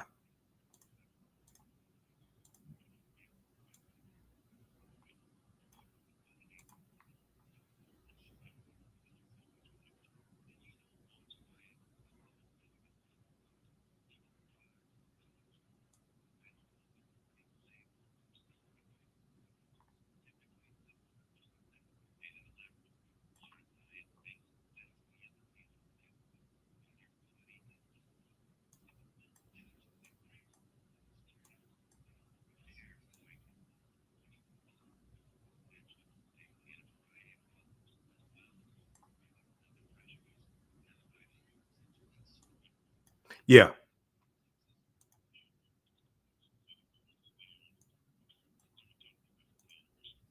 Okay. Till I stay on. Okay. Yeah.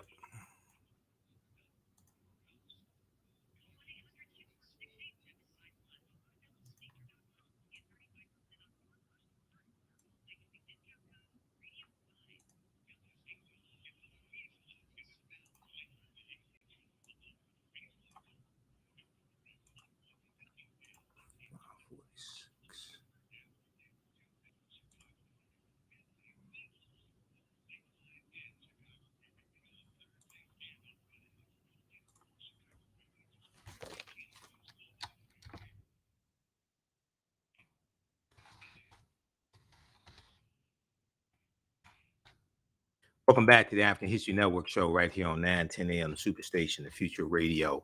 Okay, Jalen, I want to go to clip 2. This is from Roland Martin Unfiltered. I was on Roland. I'm a panelist each Friday on Roland Martin Unfiltered. I was on Friday, July 8th, and we were dealing with President Joe Biden's executive order dealing with dealing with the Supreme Court decision to strike down Roe versus Wade and his executive order protecting women's reproductive rights. Okay, so I just sent you a clip also, which is going to be clip 3, Jalen.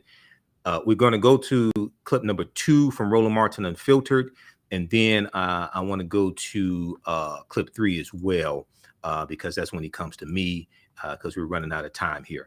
Okay, so let's go to clip number 2 from Roland Martin Unfiltered, Jalen.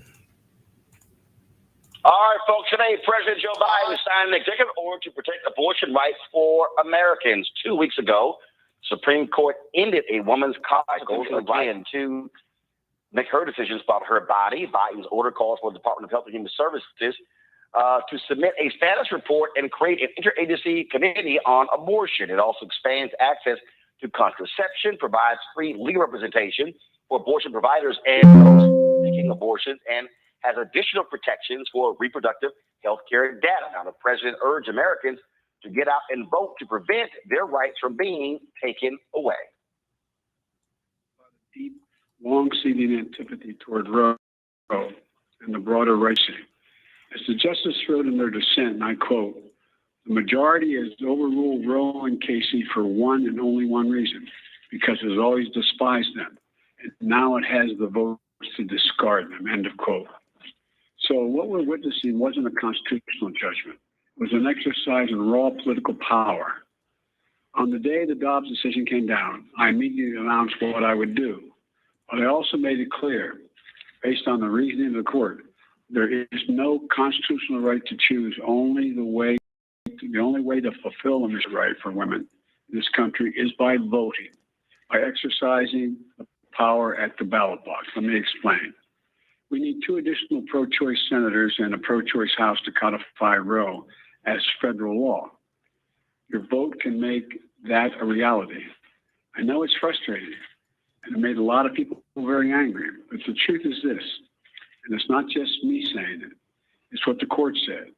When you read the decision the court has made clear, it will not protect the rights of women, period. All right, folks, let's talk about this with our panel. Kelly Bethea, communications strategist, and Michael Imhotep, host, the African History Network show, Matt Manning, civil rights attorney. Kelly, there are people who wanted President Jalen, Biden do me a favor. to Go to more, clip 3. like Jalen, go to clip 3 and start that at the 5:46 mark, okay? Clip 3. Laughable, Michael. Again, this is the letter from Texas, from the Texas Freedom Caucus. They actually said, to the extent that Sitley is facilitating abortions performed in violation of Article 4512.1, it is exposing itself and each of its partners to felony criminal prosecution and disbarment. The letter also details proposed legislation to be introduced in Texas that will impose additional civil and criminal sanctions on law firms that pay for or abortion trafficking. The Freedom Caucus would like to impose felony criminal sanctions on anyone paying for an abortion, allow private citizens to sue over it, a la SB 8, and any lawyer who furnishes the means for procuring an abortion, knowing the purpose intended, will face disbarment. Now, here's what's pretty stupid about this, Michael. First of all, Texas law does not travel across state lines. That's first. Right. You can't say, oh, if you did pay for it in Texas, but it happened elsewhere, then the law applies to you. No, it doesn't. You're only able to govern what happens in your state. But I need people watching and listening to understand that this is the extent that these Republicans are going to try to go to threaten Americans for making their choices. That's what we're talking about here. Yeah, Roland, you know, this is so crazy because when it came to being able to not wear masks, they wanted freedom, okay? When it comes to Second Amendment rights, they want freedom. But when it comes to women having autonomy over their body, all of a sudden, now they don't want freedom, okay? So this is what Biden is dealing with. The executive order was good. It came within 2 weeks of the ruling from the U.S. Supreme Court. I know that people say there's more that can be done, things like this, but when it comes to doing abortions on federal property, okay, well, if that takes place within Texas, then you're still dealing with all these lawsuits and you're still dealing with this legal backlash because it took place in Texas. I know it's on federal property. So, you know, there may be another portion possibly of an executive order coming. This is a good first step, but it has to be codified by Congress. It has to be codified by Congress, which is why it's important. It was important for him today to drive home the point again that you need at least 2 more Democratic senators, and not Democrats like Joe Manchin, but the right type of Democrats who will vote to codify Roe versus Wade. And I would say you need more than 2, because as you've talked about here on this show before, Roland, you have some Democratic senators in states that have Republican governors. It's something how a Republican governor can replace some senator and tilt the balance of the Senate. So this is high stakes grandmaster level chess that we deal with. So this is extremely important, but this is a good Okay, pause it right there. Pause it right there. Right there. Stop the clip. Okay. All right. Everybody visit our new website, thehistorynetwork.com, theafricanhistorynetwork.com. Follow us on Facebook, The African History Network. Turn on live notifications so you know when we go live. And Michael Imhotep on YouTube, turn on live notifications. Read this article here from NBC News. Biden signs executive order to protect abortion access. I'll be at Chandler Park Sunday, July 17th, 1 p.m. to 7 p.m. We'll have that information at our website, theafricanhistorynetwork.com, where I will be. If you want me to do a presentation for your group or organization, email me at ahnshow@africanhistorynetwork.com, ahnshow@africanhistorynetwork.com, or the ahnshow@gmail.com. We have the information at our website. Or call me 313-462-0003, 313-462-0003. We're out of time here on the 910 AM Superstation WFDF. You can also support us, $ the AHN Show through Cash App and through PayPal, paypal.me/the AHN Show. We'll talk about The Woman King next week, and I'll do a broadcast this week as well about The Woman King movie with Viola Davis. Right now, it's correct wrong behavior. It's not over till we win Wakanda forever. We'll talk to you next week. Peace. All right, stand by. Okay, Theo Broughton wants me to stay on her show, so we're gonna keep broadcasting, and I'll stay on Theo Broughton. Her show is coming up next here on 910 AM WFDF, so I'll stay on for a little while longer. So stand by. Who still needs to register for the online classes that I teach on Saturdays and Sundays? We have a special session coming up Tuesday, July 12th, 7 p.m. Eastern Standard Time, of Ancient Kemet, the Moors, and the Ma'afa, understanding the transatlantic slave trade, what they didn't teach you in school. Stand by.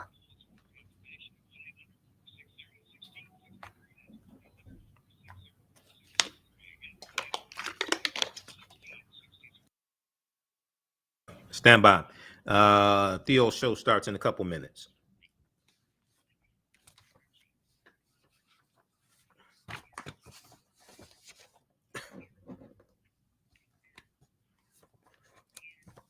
How's everybody doing? Who we have here? We have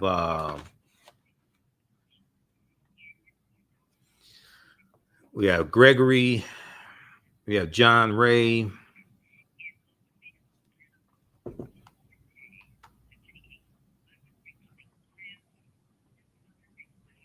Let's see who else we have. Give us a thumbs up, give us a heart, give us a like if you like this broadcast. We got Kim.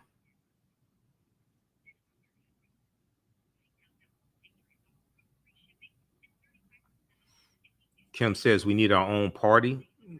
We should be focused on taking over the Democratic Party. We're not strategizing. We should be focused on taking over the Democratic Party. That's a different mindset that you have to have. We don't understand politics. Politics is the legal distribution of scarce wealth, power, resources, the writing of laws, statutes, ordinances, amendments, and treaties, their adoption, interpretation, and enforcement. First thing you should do is read the U.S. Constitution. We should be focused on taking over the Democratic Party because that's where we are. That takes a different mindset to even think on that level.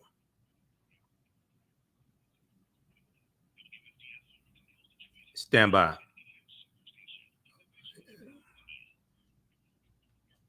Lady P, and Al is on with me. And thank all of you, Night Owls, for tuning in. So it is very seriously important that more and more people consider participating with the students in our community. They talk about it takes a village, but sometimes you have to wonder, where is this Night Talk in Detroit?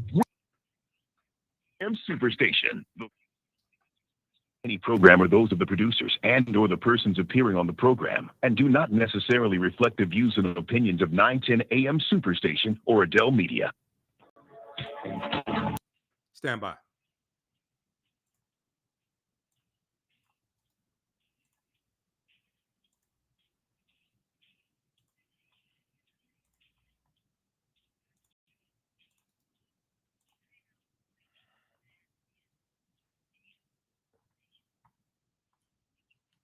You for tuning in this Sunday night, and I want you to notice something exceptional and exciting.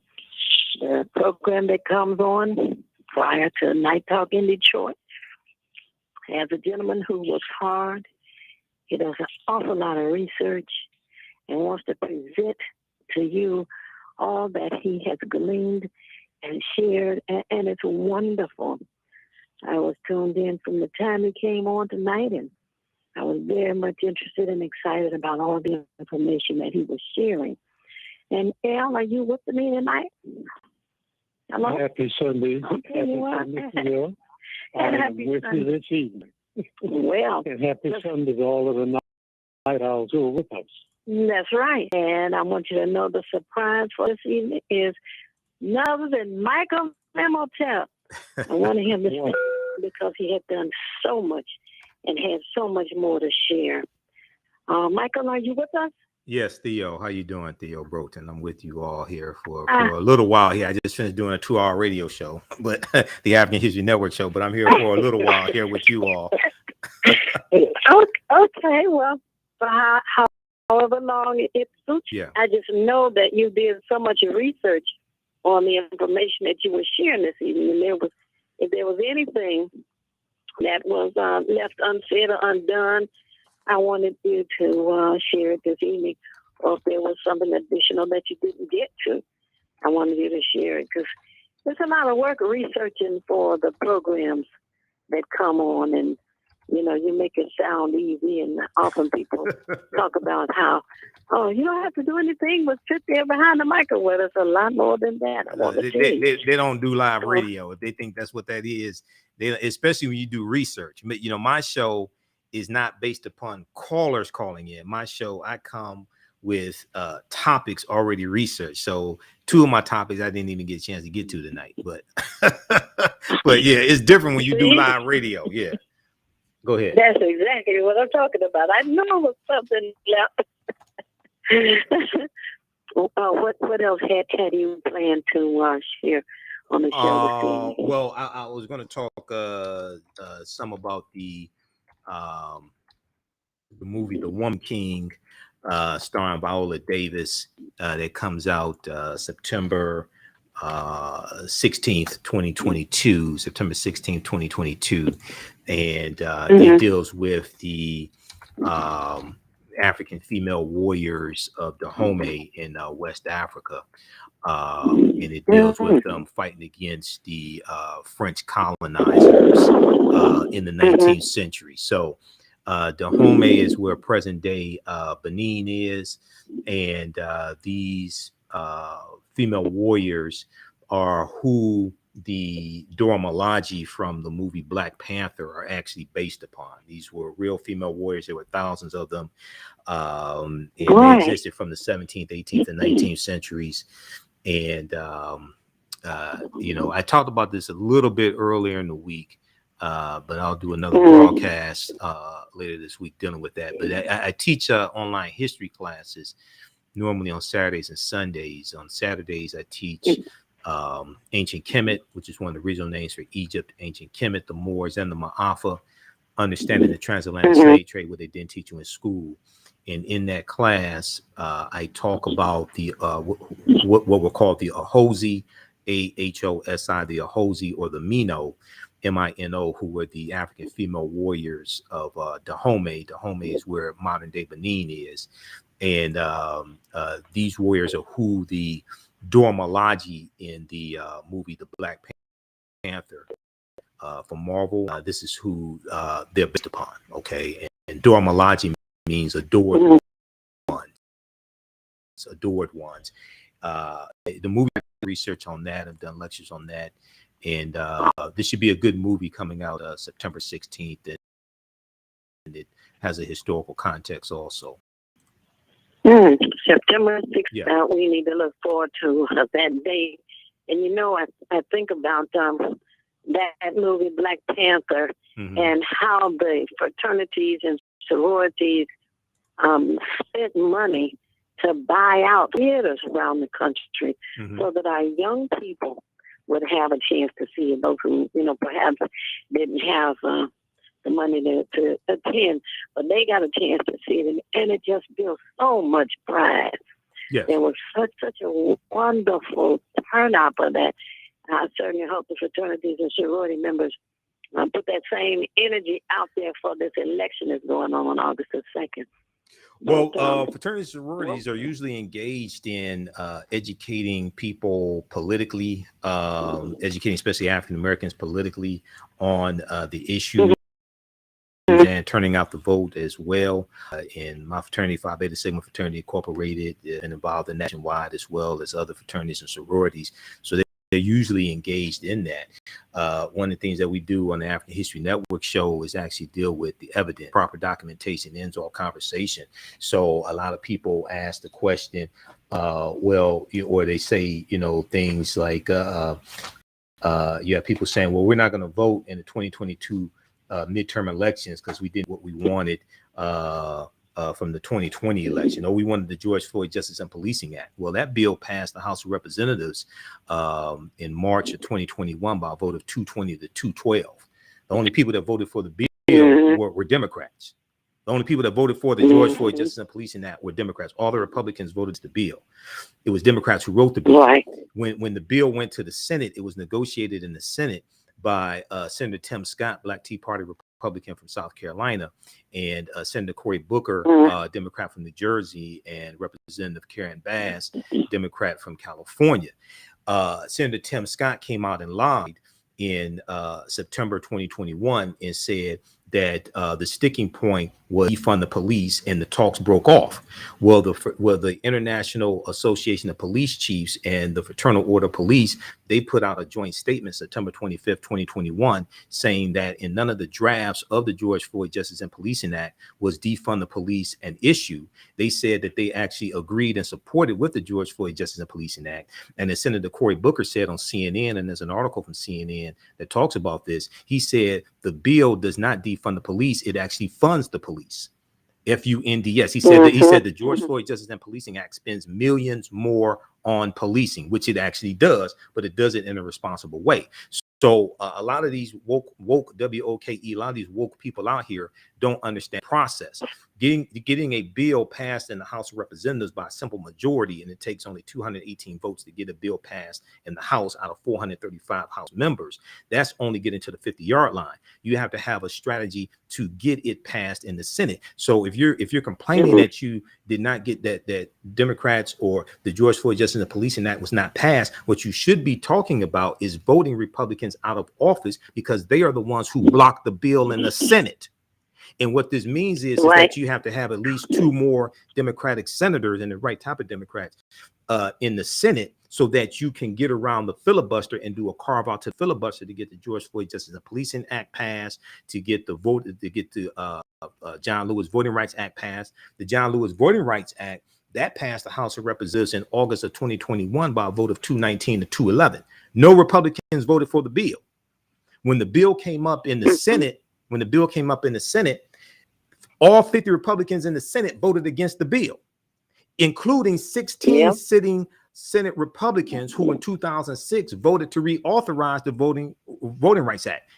Mitch McConnell and Chuck Grassley and Lindsey Graham and Susan Collins, they voted in 2006 to reauthorize the 1965 Voting Rights Act, but now not one single Republican in the Senate voted against the bill. So you mean to tell me that you're so woke, you're gonna let the people who keep voting against your own interests take back control of the House of the Senate and make sure you absolutely get nothing? That's not logical. We have to understand the strategy of getting bills past the 50-yard line, actually getting into the end zone. So very quickly here, everybody should go to whitehouse.gov. Whitehouse.gov is the official website of the White House. There's a 19-page document at whitehouse.gov that I've talked about on my show a number of times, called The Biden-Harris Administration Advances Equity and Opportunity for Black People and Communities Across the Country. This 19-page document, which was last updated February 28, 2022, breaks down category by category how the policies of the Biden-Harris administration are helping and benefiting the African-American community. So when we have these conversations, we can deal with facts and evidence as opposed to beliefs and opinions. Right. And that also points to the reason why people need to be involved in the midterm election. Absolutely. And the primary starts August the 2nd, right here. Well, August the 2nd, and people are voting across the country based upon midterm elections. We know women's reproductive rights are on the ballot.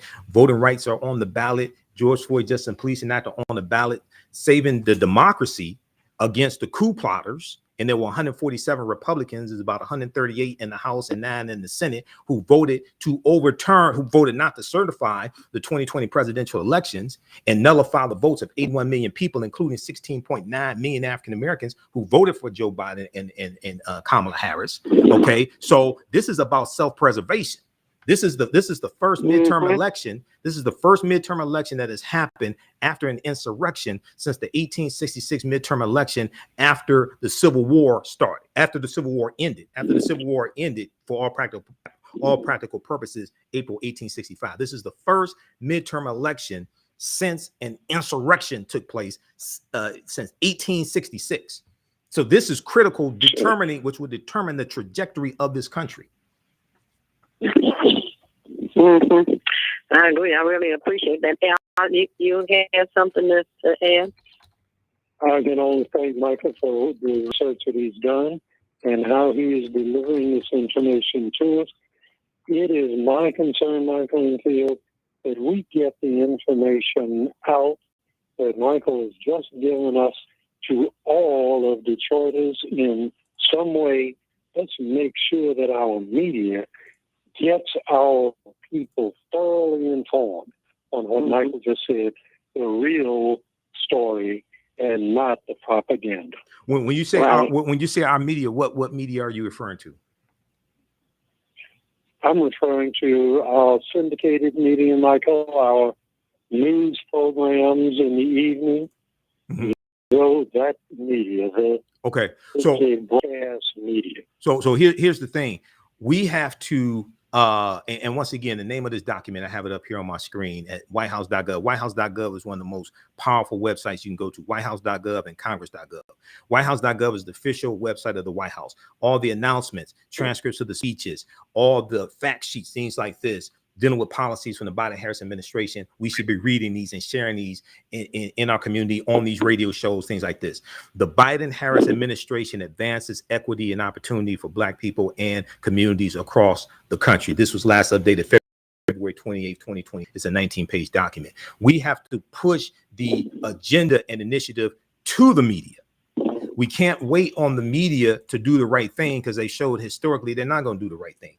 We have to control the narrative. We have to share this information on these airways on 910 a.m. But when we talk about the mass media, when we talk about white control media, we have to force the issue and the agenda there, because they've proven they're not going to do the right thing if we leave it up to them. Right. Agreed. I agree wholeheartedly. Well, we definitely have to do all that we can to motivate our people to get involved. They're sneaking up on us. There's that music in the background. Yeah. You're tuned in to 910 a.m. Superstation right here with Night Talk in Detroit, and Michael Emmett Till, who has agreed to stay on with us for a little while. We'll be back momentarily. Stand by.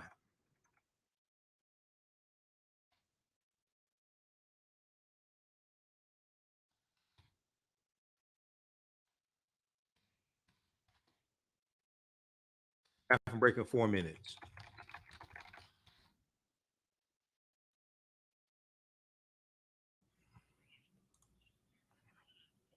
Stand by.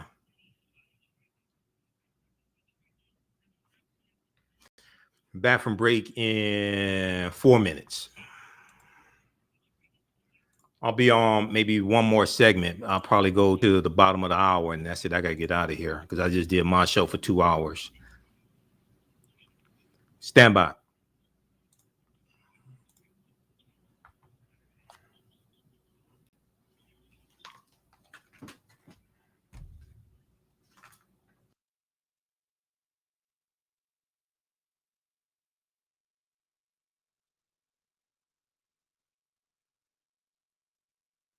Stand by. Back from break in 3 minutes.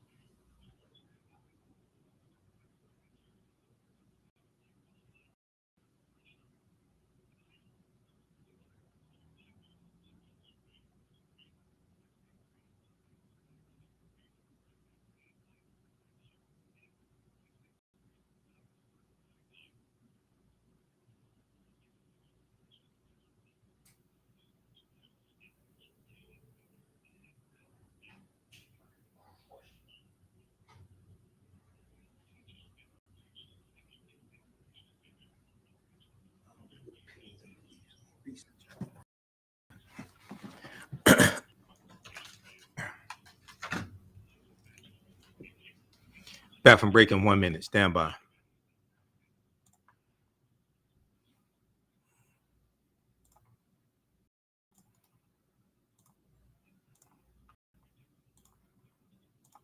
Yeah, here's the link here to the fact sheet.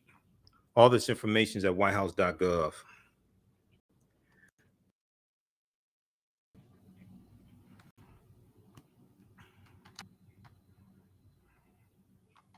Stand by. 10, the Superstation, Detroit's only African-American talk radio.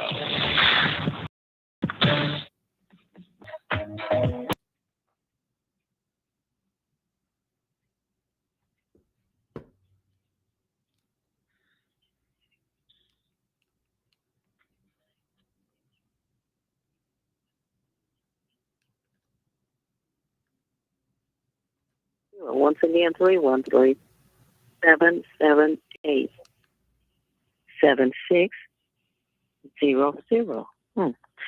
We have many who tune in to us each week, and we thank them. And I want to thank Romaine Bowie and Bernice Jackson. First time tuned into Facebook for this show. So happy Sunday to Walt Cole and Robert Williams, to who joined us this evening as well. And just want to let everyone who has just tuned in know that Michael Emmett Till has stayed on with us this evening. Yes. Yay! I'm so glad that you did, and all of the wonderful information that you share and what you have just shared with us before the break is very powerful. And I want to encourage those that have tuned in on Facebook to check that out, use it, and talk with people. You know, when we were coming up, they said, don't talk about politics, don't talk about religion. Why? We had people knocking on the door every Saturday trying to tell us about the Bible. You had people sneaking around talking about politics. You've grown. You can do it. We have to motivate as many as we can, because August the 2nd is not that far away. Right, midterm elections. Primaries. Michael? Yep. Primary elections here in Michigan, August 2nd. We know they've been taking place across the country. We know that you have Republicans who are running. Many of them are election deniers. We know that many of them supported not certifying the 2020 election results, even though there was no widespread election fraud. There was 61 lawsuits Donald Trump and his cronies filed. They were thrown out of court. There was only one lawsuit that they won. That was in Philadelphia, and that dealt with how close poll watchers could be to poll workers. All these lawsuits dealing with the election machines and Dominion voting machines and all that stuff was thrown out. They know they're lying, and they raised $250 million off of a lie, and now it's getting away from them. And we see the information coming out of the January 6th committee hearing. We know there are going to be committee hearings this Tuesday and Thursday. We see the investigation ramping up from the Department of Justice, and we have to make sure as African Americans, and I'm neither Democrat nor Republican, but I sure as hell ain't stupid. I'm a historian and I study politics. I do political analysis on Fridays and historical analysis on Fridays on Roland Martin Unfiltered. We have to understand that politics is the legal distribution of scarce wealth, power, and resources, and the writing of laws, statutes, ordinances, amendments, and treaties, their adoption, interpretation, and enforcement. And we have to understand the white nationalist insurrectionist party, known as the Republicans or the GOP, consistently keep voting against our own interests. So as I explain to people on my show, the African History Network shows and other platforms that I'm on, everybody should go to congress.gov. Congress.gov is the official website of the U.S. Congress. Not only can you read the bills there that are voted on, you can also read summaries of the bills, but most importantly, you can read who voted for the bills and who voted against the bill. If you can only vote for your member of the House of Representatives, your member of the House whose district you live in. You can only vote for your 2 members of the U.S. Senate. If you don't live in West Virginia or Arizona, can't vote out Joe Manchin or Kirsten Sinema, and they're not even up for re-election in 2024. If your member of the House of Representatives keeps voting for bills that you advocate for, why would you let them get voted out of office? Because most likely the person that's going to replace them is going to vote against your own interests. If your 2 members of the Senate keep voting for bills that you advocate for, why would you let them get voted out of office? So we have to connect what we want to actually the plans and strategies to actually get it. And Congress.gov is one of those powerful websites that helps us do it. And that's right. And also, if you have family or friends who live in any of those cities, then take the time and call them. Bring up the conversation. And Call let them know about the importance of it. Right. And websites that they, too, should check out. Right. And, you know, did I hear you want to interject something? Well, yeah, we have to deal with the evidence. Oh, I'm sorry. Go ahead. I'm sorry. Oh, no, he didn't. Okay, go ahead, Michael. Yeah, we have to deal with the evidence. Okay. Proper documentation ends all conversation. We have to deal with the evidence. This is what I do on my show, on my lectures, when I'm on Roland Martin Unfiltered, etc. This is why I refer to the 19-page document at whitehouse.gov, which is a fact sheet that breaks down category by category how the policies of the Biden-Harris administration are helping and benefiting the African-American community. One of the problems is that a lot of the media that we get, it comes from white controlled media. So we're relying upon them to talk about African-American issues. Yes, we have Roland Martin Unfiltered. Yes, we have the African History Network show. Yes, we have 910. Yes, we have the Griot. Yes, we have your show, Theo, but we're limited in our resources. Okay. So whitehouse.gov is one of those powerful websites, as well as the Congressional Black Caucus website, cbc.house.gov. Okay. And if you just look at the $1.9 trillion American Rescue Plan, no Republicans in the House or the Senate voted for that bill. Okay, that bill had $46.5 billion in rental assistance for renters as well as landlords. That helped African Americans stay in their homes. That bill had the child tax credit, which cut Black child poverty by 33%, lifting more than 1 million Black children out of poverty in December 2021 alone. We know that it expired, but it was Democrats who put it in the bill. It was Democrats who wrote the bill. It was only Democrats who voted for it in the House and the Senate. So you have to get 53 Democratic senators so you can get you can go around, you can break the filibuster, and you can get that reinstated. Okay, no Republicans in the House or the Senate voted for this bill. Have you talked about the $700 million in funding for the Detroit Public School District that's coming from the Biden-Harris administration? Theo, have you talked about that on your show? And it's going to be used to renovate 5 Detroit public schools. We did a little, not a lot. Go ahead. Yeah. This is $700 from the Biden-Harris administration. Okay, all these bills Republicans keep voting against, and then when it came time, so Republicans were saying, open this, like during the height of COVID, right? Republicans were saying, open the schools back up. Okay. When it came time to fund opening the schools back up, because you had to pay for ventilation systems, you needed smaller classrooms, the children had to be spaced out, you had to pay for the personal protection equipment, things like this. Every Republican, 215 in the House and all 50 in the Senate, voted against the $1.9 trillion American Rescue. When it came time to rescue America, they voted against America.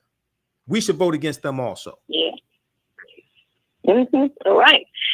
That's the kind of thing that needs to be remembered and needs to be shared. And we also have to use social media locally in order to spread that information as well. Because as you know, social media has come to be a main source of spreading and sharing information as well. Right. Even though you have to be cautious, it is still there and it's still very important. And now I'm hearing that with the Detroit public school system, that the superintendent is moving slowly with spending that money.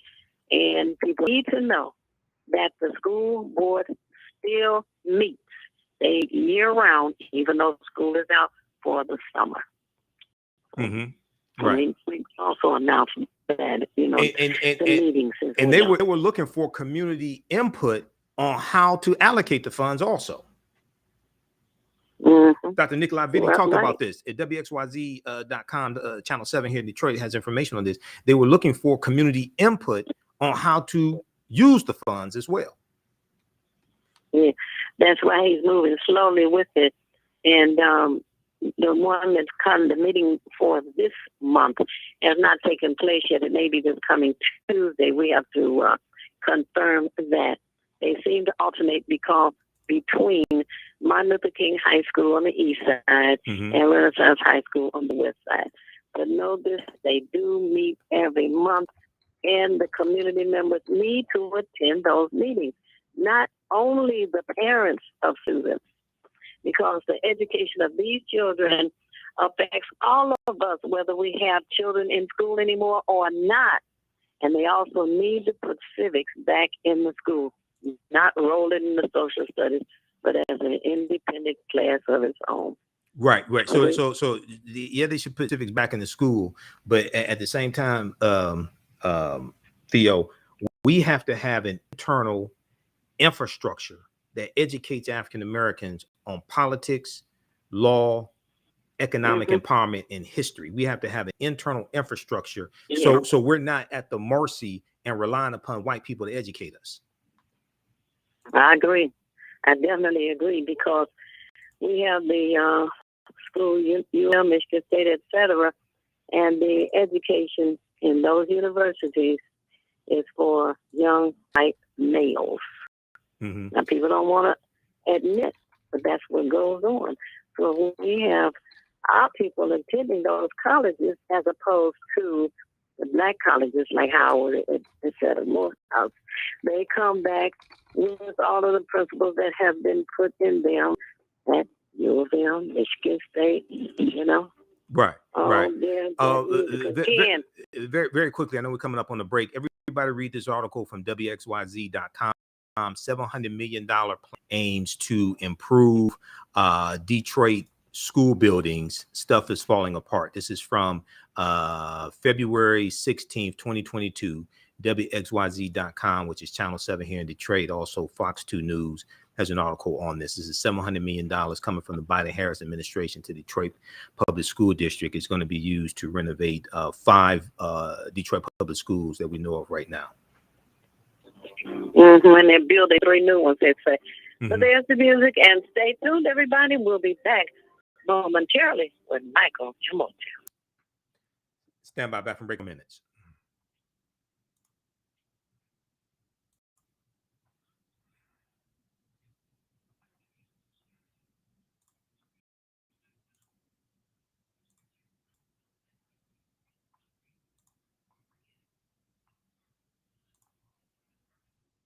Stand by, back from break in 4 minutes.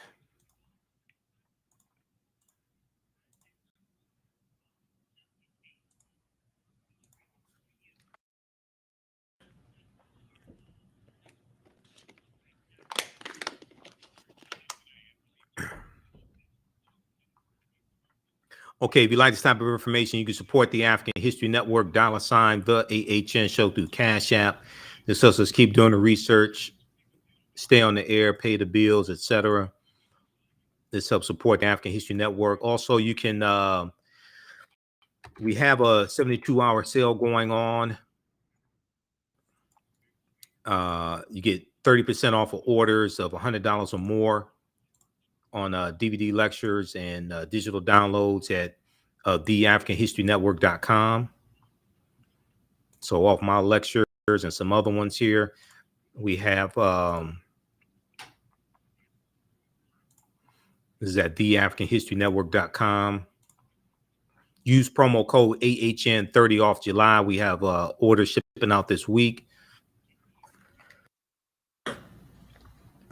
When you scroll down, we have the new documentary, Heavy is the Crown, from director Amadeus Christ, which deals with the African origins of the major world religions. We have some of my lectures here dealing with real history, Juneteenth, Black Wall Street, when black men dominated horse racing. We got a 15 DVD bundle pack pack of my lectures.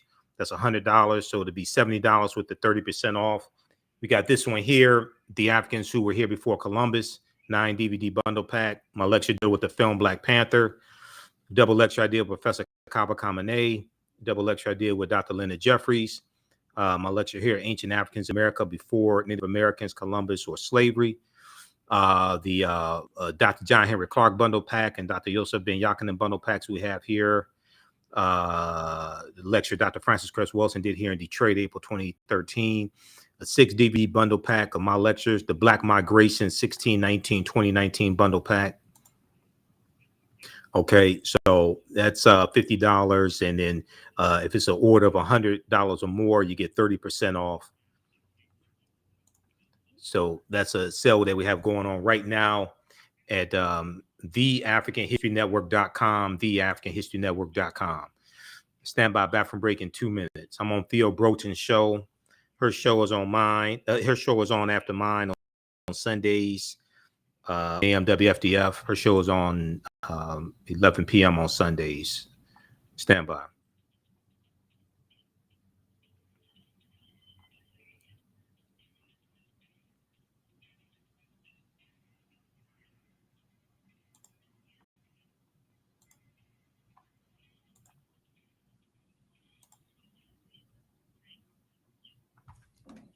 Theo Burton, also known as Lady T, and Al Martin, my co-host.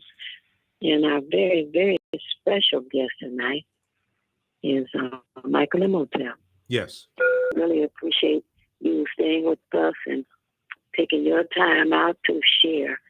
And, we have to do everything that we can to motivate everyone that we can to share information and let everyone they know, shout it from the housetops, how important August the 2nd election is going to be for us.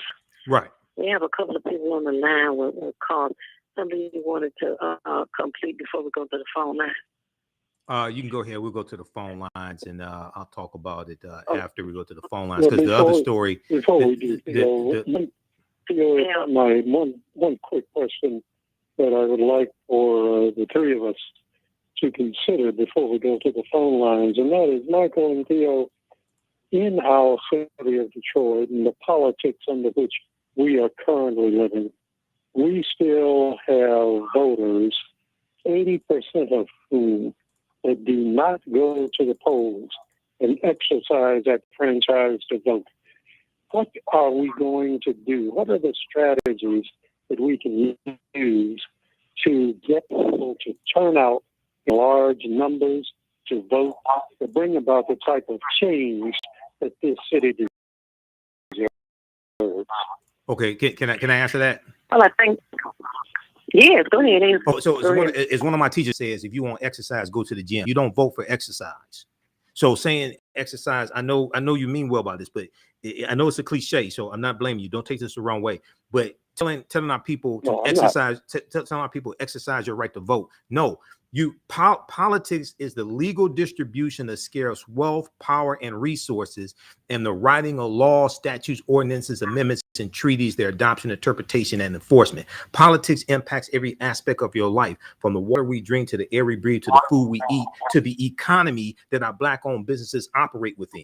So you vote to force your agenda. You vote for policies that are beneficial for you, your family, your community, and people across the country. You don't vote for exercise. So the other part of that is understanding how these laws and policies are directly related to our conditions. That's why like the document that I showed you at whitehouse.gov, which is the fact sheet that shows how the policies of the Biden-Harris administration are helping the African American community is so important. We have to draw a direct correlation between the laws and policies that are being pushed by the candidates.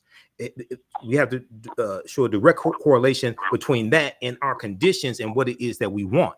The foundation is understanding African history and culture and African American history and culture, because understanding that culture, and as two of my teachers, Dr. Leonard Jeffries and Professor James Small, say, History and culture gives us our VIPs, our values, our interests, and our principles. This influences our economics and our politics. A direct correlation has to be drawn between conditions and policies. Once people understand how the zoning board is working against us, once people understand the duties of city council and the duties of the mayor and the duties of the county commissioner and county executive and the state legislatures across the country have been, there's 400 bills in state legislatures across the country that Republicans are pushing to for voter restriction bills. We know that the Republicans dominate the state legislature here in the state of Michigan. Luckily, we were smart enough to vote for a Democratic governor, because when that bill came across her desk, she vetoed the bill. We have to understand the role of the governor. We have to understand the role of the state legislature. When people start understanding how those different positions and who sits in those positions impacts their quality of life, now you have made a direct correlation. It's not enough to say souls to the polls. It's not enough to say our ancestors died for the right to vote. Okay, you have to show how this is directly impacting us today and understand how this puts us on a trajectory and impacts the future. Republicans are much better at messaging than Democrats have been. And this is why in the 2016 presidential election, Republicans were saying this election is about the courts. It's about the Supreme Court and the federal court, because they understand that those are lifetime appointments, and it's the courts that interpret the law coming from the legislative branch of government. One of the first things we have to do is read the U.S. Constitution and understand how all of this is connected, and also read the state constitution as well, because you have 50 individual states. They have their own constitutions as well, because of the 10th Amendment of the U.S. Constitution. States' rights, the majority of control over policing is not at the federal level, it's at the state and local level. That's based upon the 10th Amendment. States have a lot of control over voting rights and things like this. That's based upon the 10th Amendment of the U.S. Constitution. So we have to show, this is why we have to have those that political infrastructure in our communities, in the African-American community, that's independent of a Republican or Democratic party, to politically educate our people on politics, law, economics, and history. Because if we're waiting on white people to educate us, oftentimes how to defeat them, you're going to be waiting a long time. Absolutely. And people that have to understand that there's more power in your hand with the vote than there'll ever be with a gun. That was Adam Clayton Powell, Representative Adam Clayton Powell. Mm-hmm. Yeah. Well, I watched Godfather of Harlem on Epics, which y'all watch that show, Godfather of Harlem, starring Forrest Whitaker? No. Okay, so Godfather of Harlem takes place. It starts in 1963 with Bumpy Johnson getting out of prison, and Godfather of Harlem is a fictitious account, a lot of fictitious accounts, but it focuses on Bumpy Johnson, Adam Clayton Powell Jr., representative from Harlem, and Malcolm X. And it deals with their relationship in Harlem during the civil rights movement. And, they all knew each other. And it deals with Bumpy Johnson, who was the godfather of Harlem, how Bumpy is at the same time involved in criminality and putting heroin in the community. At the same time, he's fighting against the Italians, trying to control drugs in Harlem, and Bumpy is also helping the civil rights movement. He's helping Malcolm X. When Malcolm separated from the Nation of Islam, Bumpy Johnson paid for security for Malcolm X up until 2 or 3 weeks before Malcolm was assassinated.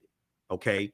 Now, Professor James Small, who's one of my teachers, Professor James Small is the historical consultant on the TV show Godfather of Harlem on Epic. So when you watch the show at the end, it shows his name in the credits at the end of each show.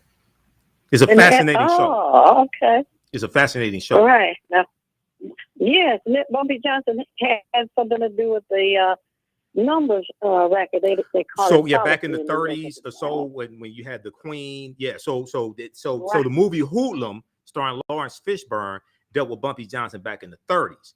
Now, Bumpy Johnson goes to prison. He gets out of prison in 1963. Godfather of Harlem deals with Bumpy Johnson 63, 64, 65, things like this. Bumpy Johnson dies in 1968 of a heart attack. And then is going to be Frank Lucas, who was his driver. Frank Lucas, who was depicted in the movie American Gangster by Denzel Washington. Frank Lucas then takes over in Harlem after Bumpy Johnson dies. Oh, okay. Now we have on the line Jerome and PG, I believe. Jerome, are you on the line with us?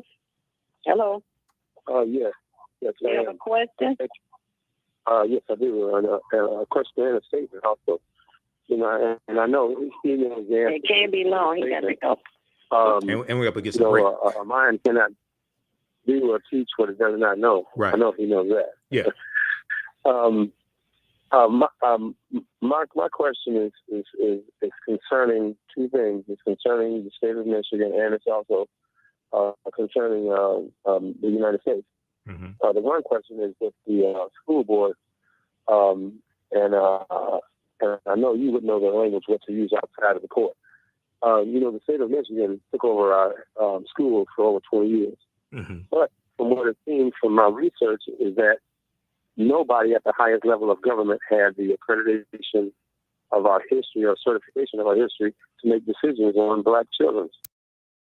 If I'm correct, that means that the whole 20 years that they made decisions on our children, they made the wrong decisions. And also, our mayor was there 20 years ago signing the checks for our $1 billion bond money. That's the first question. The next question is, nationally, we need people reform. It needs to be mandatory that anybody representing us, African Americans, have to have a course of critical race theory of anything. Just their certification was police officer, doctor, medical worker, so forth and so on, social worker. So can you expound on that? All right. Thank you so much, Jerome, for the question. Okay, I'll take your second question first. They have to have a course on critical race theory. It's I would say it's important to have a course on racial profiling. It's important to have a course on understanding history, things like that. Critical race theory is a theory that it deals with a legal analysis of understanding how laws and policies in America perpetuate racism, and it's usually taught at the law school level, graduate school level, a little bit at undergraduate level. You can do that, and it's usually taught by attorneys also.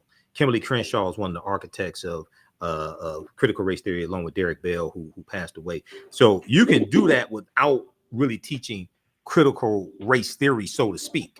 Okay, I know we're coming up on the break, so we'll do this on the other side of the break. Goodness. It is just, anyway, those who want to join in, call 313-778-7600, 778-7600. You're tuned into 910 Superstation, and our super specialist, Michael Emmett Till, will be back momentarily.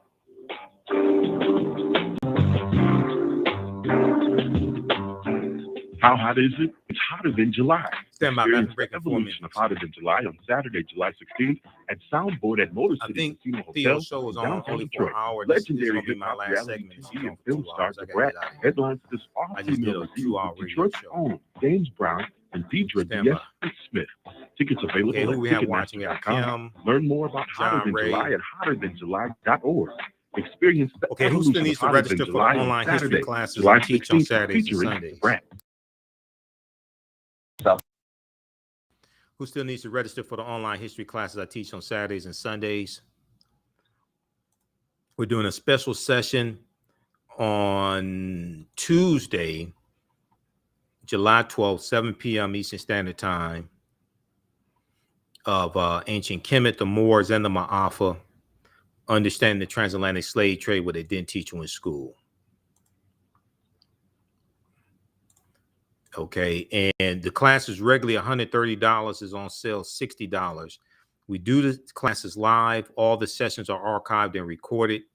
You can go back and watch it anytime. Okay, Sherry, were you trying to post a comment or something? It just came up with one character. So post your comment again. Okay, we're back from break in 3 minutes. It's not my show. I'm on Theo Broughton's show. Night talk on 9:10 a.m. Superstation WFDF.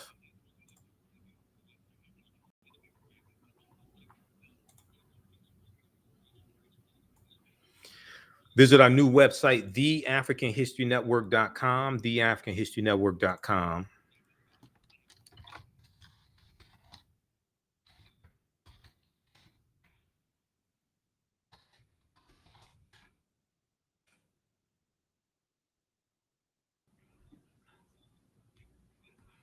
Back from break in 2 minutes.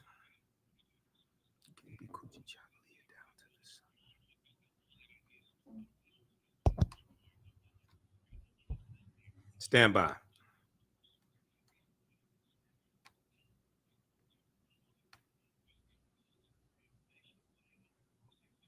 Okay, how am I coming through? I would like to register for that. Okay, did you see the information I just posted, Sherry? And then also I posted the website, theafricanhistorynetwork.com, theafricanhistorynetwork.com. So you can go to our website, Sherry. You can click right there. You can register right from your smartphone if you're on a smartphone. When you do it, and I'm gonna show you here on the website, register for the bundle pack. We have the bundle pack of both classes for only $100. Online course bundle discount. Register for both classes for $100. If you've taken any of my online classes in the past, email me at ahnshow@africanhistorynetwork.com or contact me through the website. You get a 50% discount. As you click right here, register here, and the information for the bundle pack. So $100. You get both classes.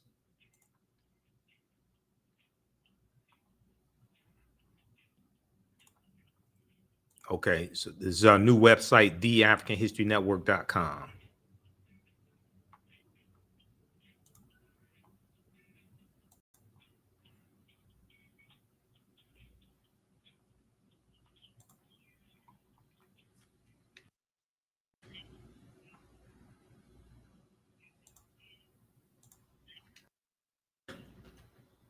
Bowden, aka Lady T, Al Martin, my co-host, and our magnificent guest this evening. Yes. I am so glad that we have had this extra time. Right. With Michael and Motep. I'm glad that you didn't mind staying up with us because the information is so vital. Right. To our survival. Let me get back to the very quickly. Let me get back to the question that the caller answered, because it was a two-part question. The first part was dealing with the state of Michigan, education, things like that. So that what he was speaking about, I would have to research that more. We want to study the laws here in the state of Michigan. He was talking about dealing with African American children, things like that. We want to look at the state chart. We want to look at the state charter, state constitution, and really understand those laws here in the state of Michigan. And also at the same time, we have to look at, even though I'm a supporter of Detroit public schools, generally speaking, we also have to look at alternative independent schools to educate African American children.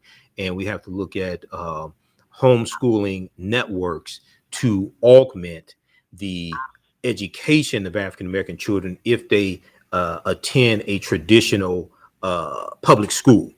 You can have freedom schools. You can have homeschooling networks where groups of parents come together to educate the children. So the responsibility doesn't just fall on one or two parents. Yes. And we have had now African-centered schools within the public school system. Currently, we still have the one with Dr. Jefferson as the principal. Jeff Robinson? Jefferson or Robinson? Marcus Valley. Michael Lex. Yeah, Malcolm. Mm-hmm. That's Jeff Robinson, right? Dr. Jeff Robinson? Right. Yeah.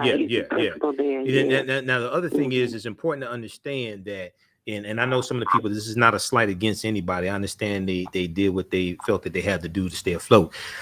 With the charter schools, it's important for people to understand if you go from an independent school to a charter school, now you have to work in coordination, usually like with a university. Okay. And it's going to be, it's going to be like a white controlled university, and there's standards that you have to meet, like specifications and standards controlled by that university. So that's an opportunity, putting our fate in the white people and putting our fate in the white people's hands, that gives them opportunity to take us out.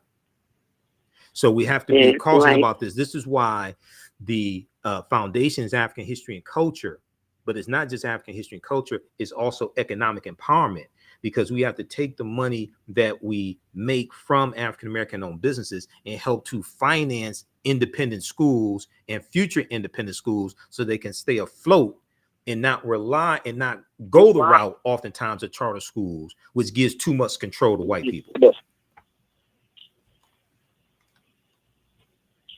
Go ahead. Are y'all still there? Michael? Yeah, I'm here. I'm here. Can you hear me? I'm here. Lost field. Okay. Go. You Michael, go ahead. you I can hear you. Can you hear me? Okay. Go ahead. Al? Okay. Yes. You were going to comment on that? No, I agree with Michael wholeheartedly. Oh, okay. Okay. We have another caller on the line, but I just wanted to add that we need to continue encouraging our parents to have their offspring attend the black colleges that we have. United Negro College still exists, and they seem to be doing a good job. So we want to point out that that's something that helps to keep the culture going and helps our young people to understand the value of supporting the black colleges, the value of what they learn in those black colleges as well. Right. We have PGG on the line who has a question. Go ahead. Theo, very quickly here. People should go to, people who want more information on homeschooling from an African-centered perspective, go to liberatedmindsexpo.com, MINDS, liberatedmindsexpo.com. They organize the Liberated Minds homeschooling expo every year. I'm a presenter there many times. I should be speaking there. The next conference is July 22nd to the 24th. This is going to be a virtual conference, so I should be one of the presenters as well. Go to the website liberatedmindsexpo.com. A lot of the experts in educating African-American children when it comes to homeschooling are there, and they have curriculums and all different types of things like that. So check out that website. Okay, and the date that you're going to be speaking there, give that again. We're working on that, but the conference is Friday, July 22nd through Sunday, July 24th, 2022, and it's a virtual conference. Liberated Minds, MINDS Expo.com. We'll have the information at theafricanhistorynetwork.com. We'll have the info there at our website, theafricanhistorynetwork.com. We'll have that up probably tonight or on Monday. Oh, okay. And also learning and practicing the culture within our community helps to keep that division going with the buppies. Those who, well, I got mine, you get yours, that kind of attitude. Well, it teaches us to work together, and we have a history of working together, because when we look at our economic empowerment, that came from the cooperatives. There's a history of African Americans using cooperative economics, which are principles we brought with us from Africa. And to have cooperatives that are successful, you had to cooperate. That's different than the white capitalism that we're taught in business schools.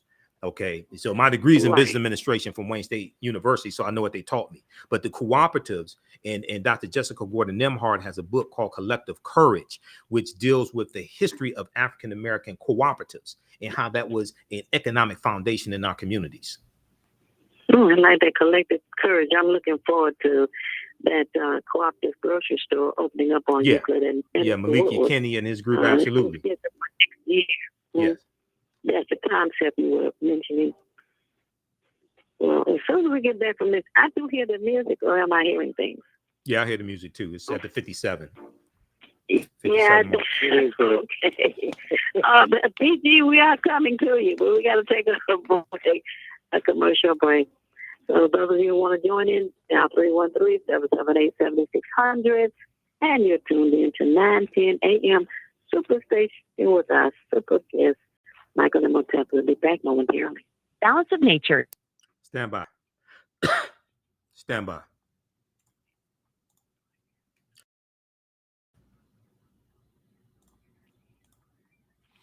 Back from break in 4 minutes. I think I'm gonna stay one more segment and not to get out of here. She's going to the phone line, so I want to stay on for the phone lines, but I have to get out of here. If you want to advertise with the African History Network, email us at ahnshow@africanhistorynetwork.com. ahnshow@africanhistorynetwork.com. You can advertise on our Sunday show. A current promotion, buy 1 month, get 2 months free. Stand by. We're going to post this information here. Stand by. Back from break in 4 minutes.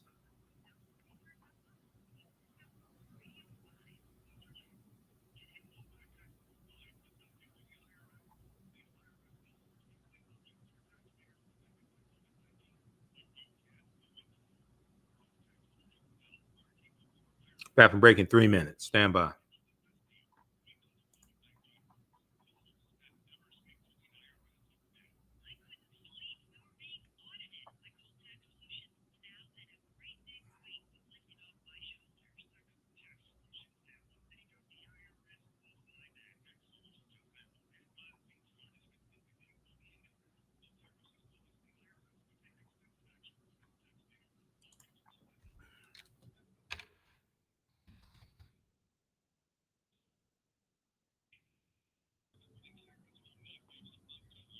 Back from break in 2 minutes. Stand by.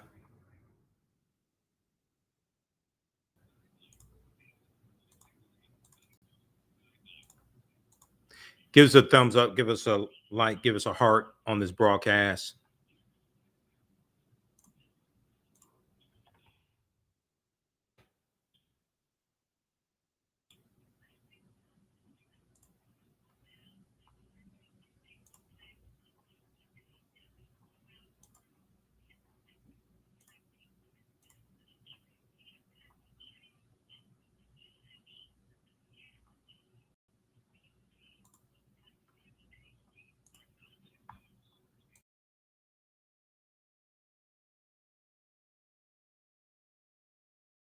The views and opinions expressed on any program are those of the producers and or the persons appearing on the program and do not necessarily reflect the views and opinions of 910 AM Superstation or Adele Media. Is that a faucet running? That's not a faucet. That's a river.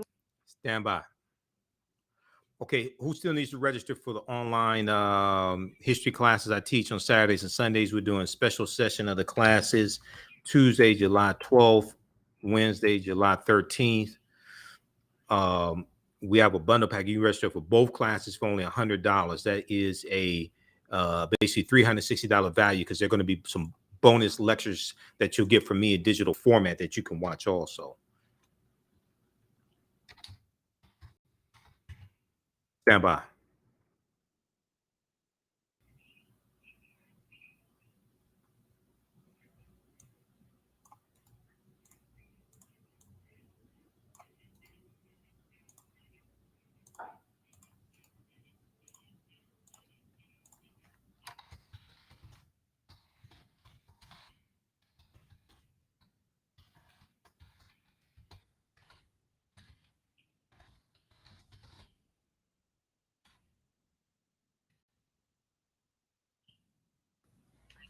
Okay. Yes. Michael, yes. We've been telling PG we're coming to her. Yeah. She's and that music just keeps creeping in. PG, are you still with us? Uh-oh. Yes, I am. Oh, there you are. Okay, you have a question for our guest? I do, and I have a couple of comments too, Ms. Theo. I appreciate some of the things that the gentleman talked about, but, you know, our kids have a problem just starting out in school. So to say that they need to understand politics, they're not even at that point. Children need to I wasn't talking about understand, children. first of all, those basic skills, what a verb is, what a pronoun is, what a noun is. Our children need to learn how to construct a sentence and how to speak properly. But more important, you don't hear it now in schools. Our children need to learn how to write. They need to learn how to write APA style. They need to learn how to write MLA style. And they need to learn how to write Turabian style writing. How are you going to say, go to college, go to high school, write a research paper when they don't know how to write? Right. Let me just interject. Let me just a second. Let me just interject something. Let me just interject something quickly here for clarification. When I was talking about understanding politics, I was not talking about children. We were talking about voters. We were talking about African American voters understanding politics. I was not talking about children understanding politics. Were you talking about the schools? And I can barely hear you, sir. So we were talking about voters. We were talking about voters. I don't want to overtalk. We were talking about voters in the midterm elections. I was not talking about children understanding politics. We were talking about voters in the midterm elections and African Americans. That's what I was talking about, understanding politics. We talked about the school system, but I was not talking about children understanding politics. However, when I was growing up, I thought it was a caller that called in and he was talking about children not having representation in schools. Did I hear that accurately, sir? The previous caller? He was talking about the state of Michigan, and it had something to do with educating children. But I want to make a clear clarification. When I was talking about educating African Americans on politics, we were talking about African American voters. I wasn't talking about you have to teach that to children. Now he did say, and Theo said, put civics back in schools. That's important. That's important to put civics back in schools because it was taught in schools before. Like when I graduated from Cass Tech in 12th grade, I had to take American government. But we weren't saying, you have to teach. We weren't saying, you have to teach children politics. There were a number of different subjects that we took. But when I was talking about educating African Americans on politics, I wasn't talking about children. We were talking about voters. Okay, well, I can fast forward to the adults and to the voters. Most of the adults and the voters are parents and adults and voters that didn't do well themselves in school. And a lot of those parents and voters are not even able to help their children. So if a parent and an adult voter did not get the basic skills that they needed, comprehension, reading, do we really expect a whole lot out of them? What I said Black is people what I said have is enough Black representation. What I said is But, we have to. Let me say this, Michael. Back when school began, what was it, in the early 30s or so? People sent their children to school. Adults sent their children to school when schools were instituted because they wanted them to learn. The children came home and taught their parents.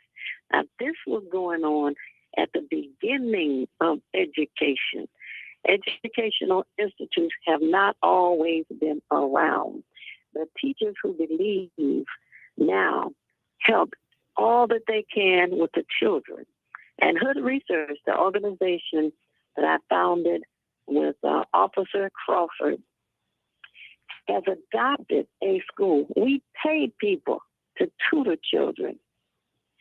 And they go home. We do other things for this particular school. It's a public school, by the way. And they're excited about coming because of the different things that they're learning there.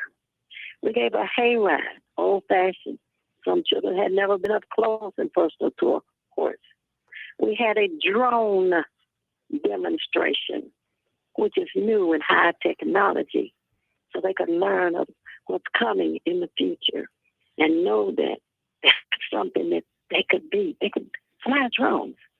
So what we do is all that we can to excite children about learning, and they can go home and teach their parents. Because it's going to be difficult to say to parents, well, you got to get to a GED class so you can learn comprehension.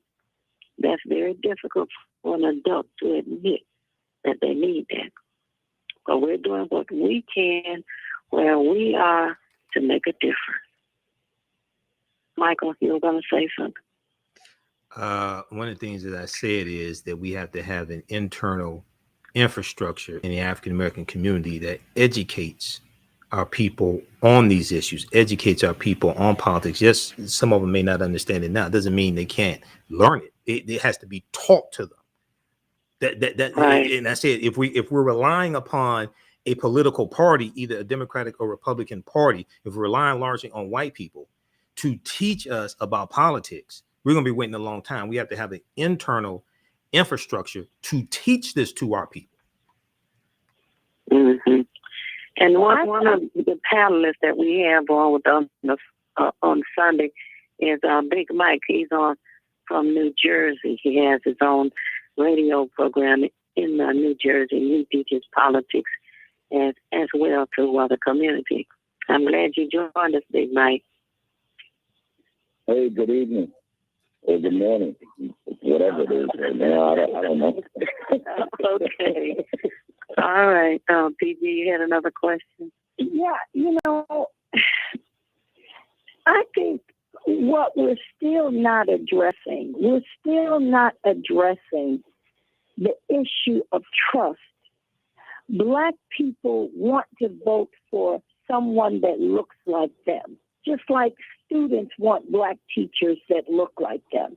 They want to be taught by someone that understands the experience, that they can trust. We have a problem, and I'm not going to speak to any other race of people that do corruption type things when they get elected by the people and breach the trust of the people.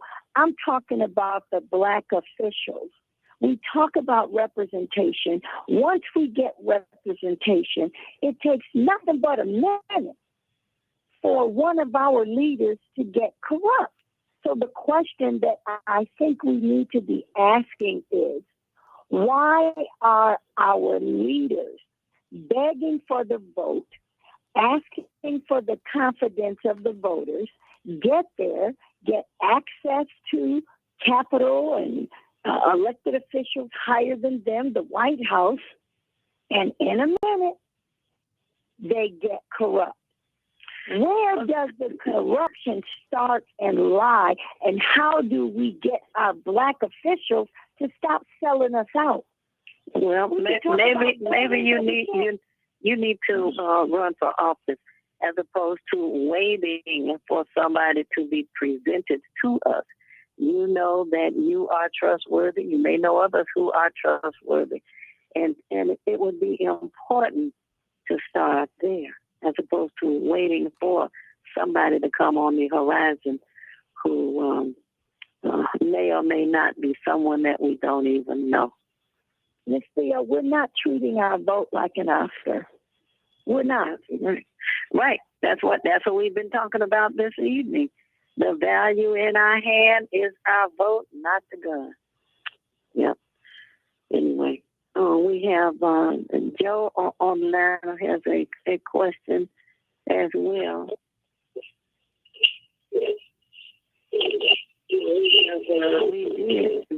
Hello?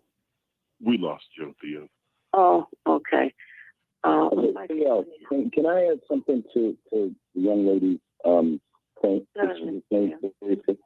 Okay, so here's the thing, because I came in on the tail end. Normally I'm on from start to finish, but I had some things to tend to. But here's the thing, and I did get to catch Michael's, POV on policy, and that's an incredibly important point. Two things: civics. As far as it pertains to kids, yeah, it's about civics. They do need to start learning that early. The second thing is to his point. It's about the policies, and all things come back to politics. See, people want to make politics. I'm a political science major. That's my degree. People want to make that an ugly thing. They want to make it a bad thing. It's not. Like I said, because as voters, as Michael said, when you walk out the door, I've said this a million times on my show. I've said it on your show right here. When you walk out the door, everything for yourself, everything for your kids, guess what? It's political. If you don't vote, if you don't influence these policies at the local, state, and federal levels, there are going to be problems. And if you don't understand what's going on, and to say, in respect, with all due respect, to say, we want to vote for someone that looks like us, I'll tell you what, go back to Article 1, Section 2 of this Constitution. It says that I'm 3/5 of a person, and the young lady that was speaking, your rights can really come around to the 19th Amendment, somewhere around 4 or 5 amendments later. So those are the things that our kids, when you talk about history, and I'm sure Michael could speak, yes, more, he could articulate that better than me as a historian. But those are the things that we need to always be mindful of, because it affects our everyday lives, especially as Black folks. Yeah, absolutely. Right. Let me just interject this quickly. So he's referring to Article 1, Section 2, Clause 3. It's Clause 3 of the U.S. Constitution, no 3/5 compromise. So just very quick, I've dealt with this on my show before. I've also interviewed Dr. Paul Finkelman, who is a history professor, and he's written 50 books dealing with history. There's a misunderstanding dealing with the 3/5 compromise. For the sake of time, people read the article from theroot.com dealing with the 3/5 why its taint persists. Okay, what it's saying is, for the purpose of taxation and apportionment deals with determining how many seats in the House of Representatives slaveholding states will have. They would count 3/5 of the population of slaveholding states like Virginia or Mississippi, etc. Okay. At the same time, in 1787, the full population of free African Americans was counted. Now, it's important to understand that Section 2 of the 14th Amendment of 1868 corrected how that count was taken. Okay, there's a misinterpretation there. So it's important for people to understand that at the Philadelphia Convention in 1780, they were debating how to count the population of enslaved Africans. Do you count the full population? Do you count half the population? Do you count 3/4 of the population? They're going back because the South wanted the full population counted. The North was saying, if you count the full population, this is going to give you dominance in the House of Representatives, but it also gives you an advantage in the Electoral College. So they decided to count 3/5 of the population of enslaved Africans as opposed to the full population. Okay, but read this article; it goes deeper into it. All right. You know what? We're going to do something with that music. In the meantime, we're going to take another break. And when we come back, there is a song I want you to listen to, comment on, and we shall be back momentarily. Stand by. Back from break in 4 minutes.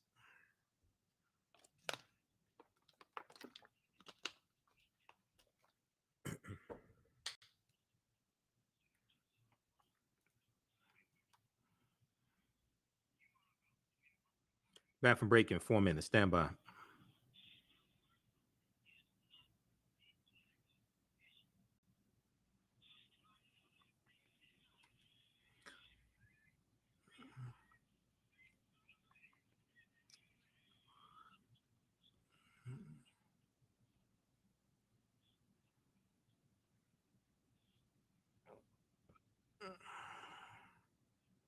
Stand by. Back from break in 3 minutes.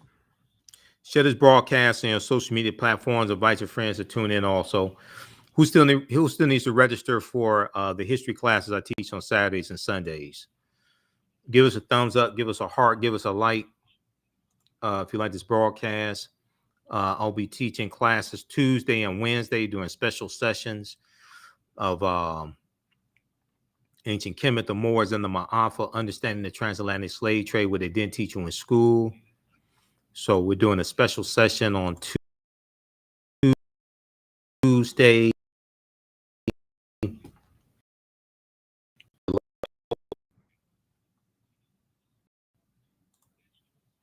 Oh, hell, what the hell is this? Stand by.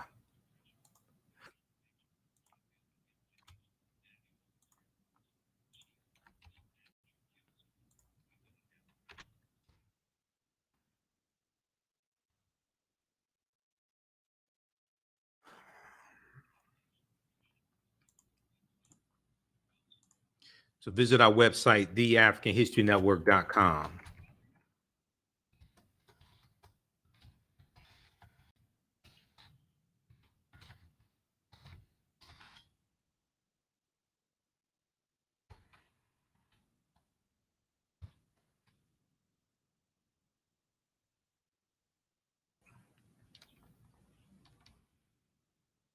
Is that Tuesday?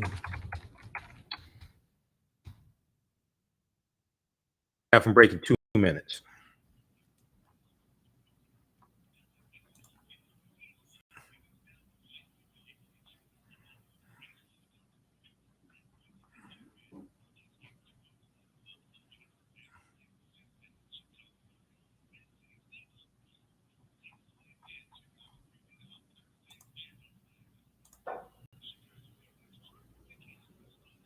Back breaking 1 minute.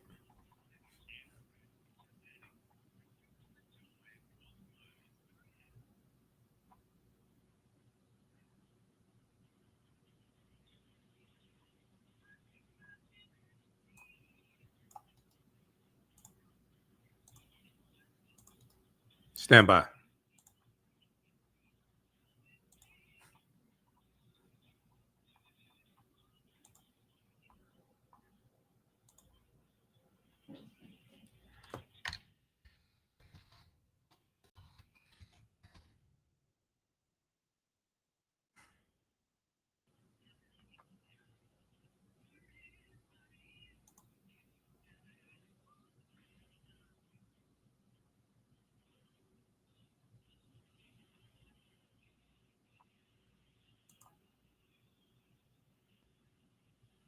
Stand by.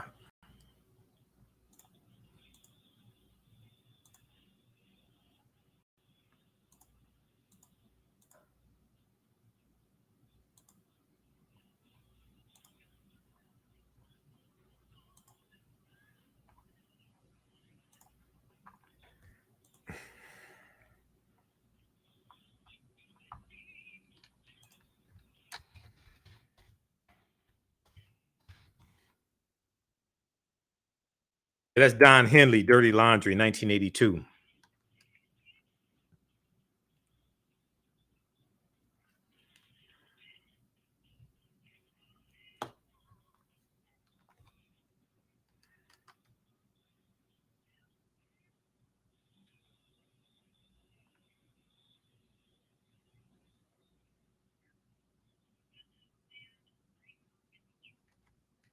Song by Don Henley, and he talks about the syndicated media.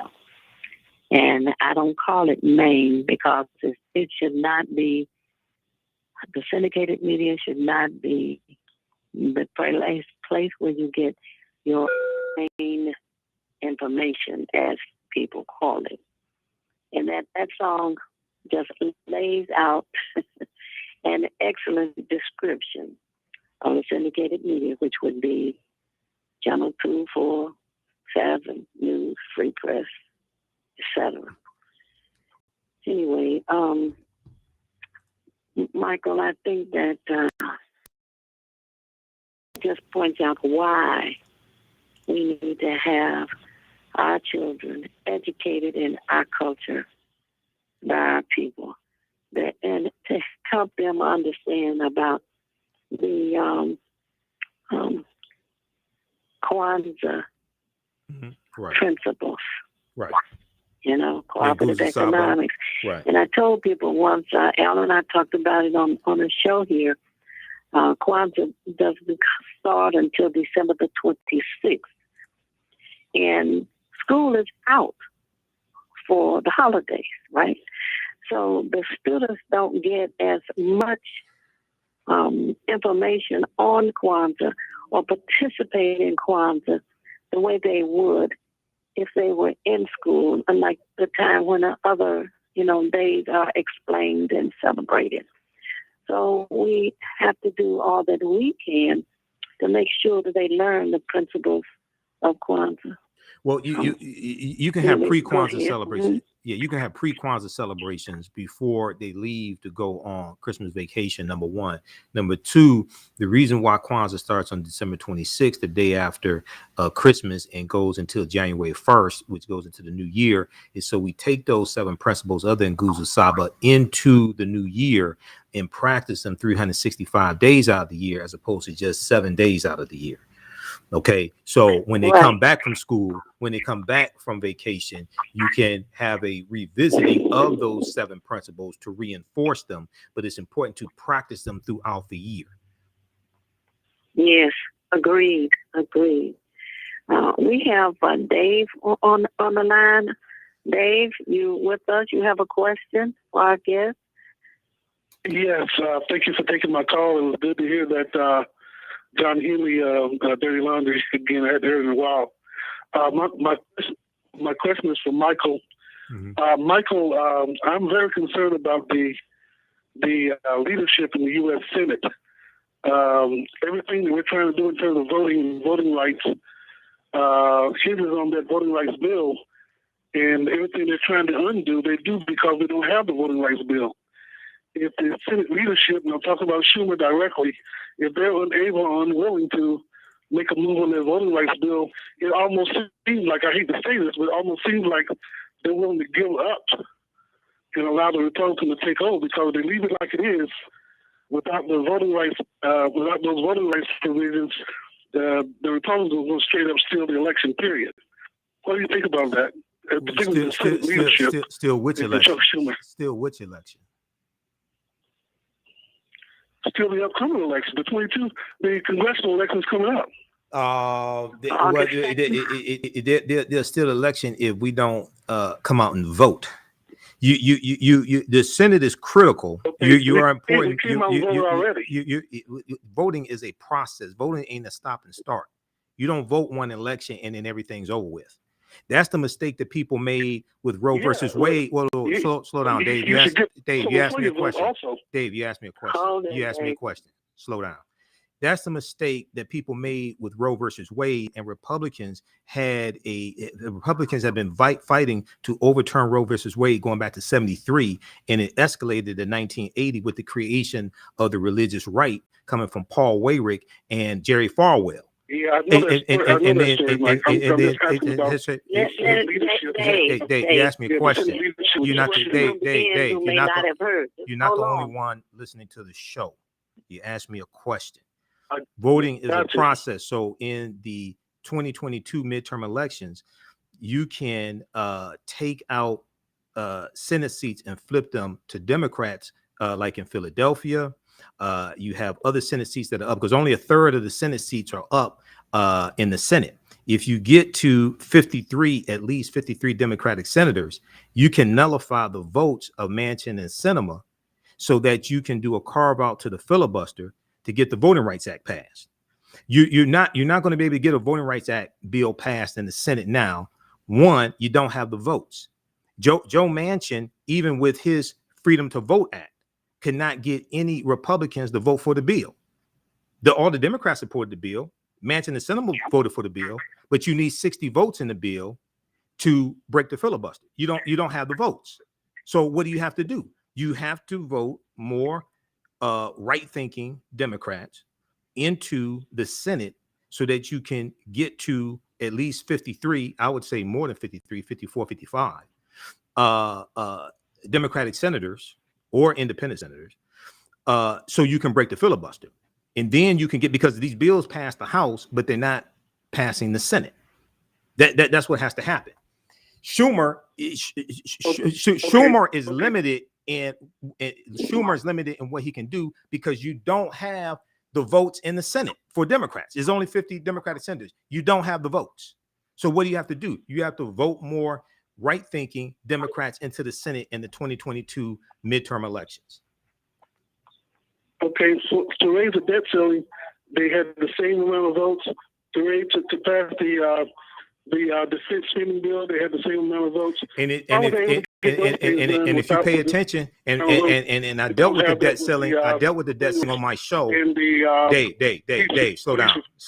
I dealt with the debt ceiling on my show, and Republicans voted along with the Democrats to break the filibuster. There's an article from CNN.com that explains this.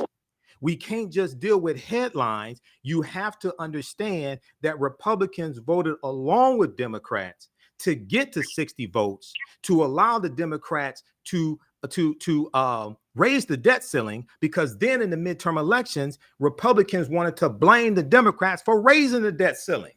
You have to get past the headlines and understand actually what happened. Those same Republicans voted against the John Lewis Voting Rights Act and the Freedom to Vote Act, including 16 Republicans who are sitting in the Senate right now, like Chuck Grassley and Mitch McConnell and Lindsey Graham, who in 2006 voted to reauthorize the 1965 Voting Rights Act. They're playing grandmaster level chess. We don't understand any of these moves being made. Republicans voted on purpose to allow Democrats to raise the debt ceiling. You have listen to the African History Network show. I've broken all this down on my show and provided people with the evidence. We have any more callers? Because this is my last segment. I got to get out of here. I just did a 2-hour show, and Theo, you've been grateful enough to have me on for an hour and a half. All right. One thing real quick. Can you explain, because what you just said is probably the most important thing. And I repeat this over and over and over again and ignore it. Can you please explain the origin of the filibuster? The filibuster. Okay, the filibuster dates back to probably the 1800s. Filibuster dates back to the 1800s. So what it is, and it's gone through various revisions.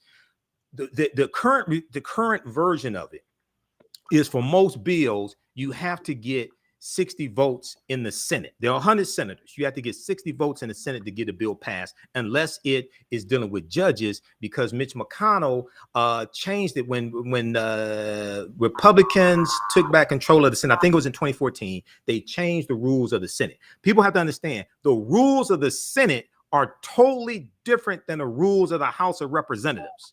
The Senate is the upper chamber, the House of Representatives is the lower chamber. And if you understand history, if you go to Senate.gov and go to the history section of Senate.gov, for about the first 124 years that the U.S. Senate existed, voters did not vote for U.S. senators. U.S. senators were appointed by the state legislatures because they wanted U.S. senators to be more insulated from public pressure, because U.S. senators had the ability to remove a president from office because the trial for impeachment takes place in the Senate.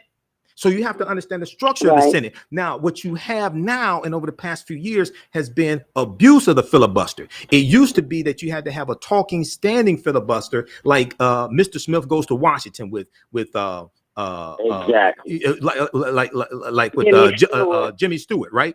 So you had to stand on the Senate floor and continuously talk and convince people to come to your side. Now they can just sit in their Senate office and call the Senate Majority Leader and filibuster a bill. It is too easy to filibuster a bill. Okay, I'll stay with you from one more segment, and then I got to get out of here.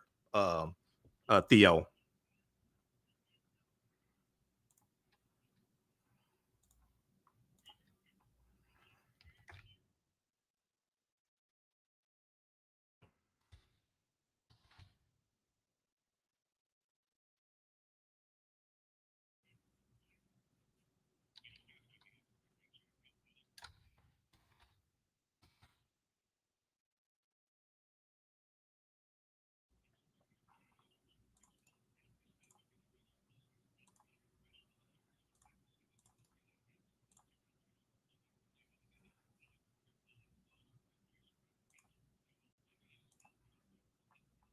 Stand by. Back from break in 4 minutes.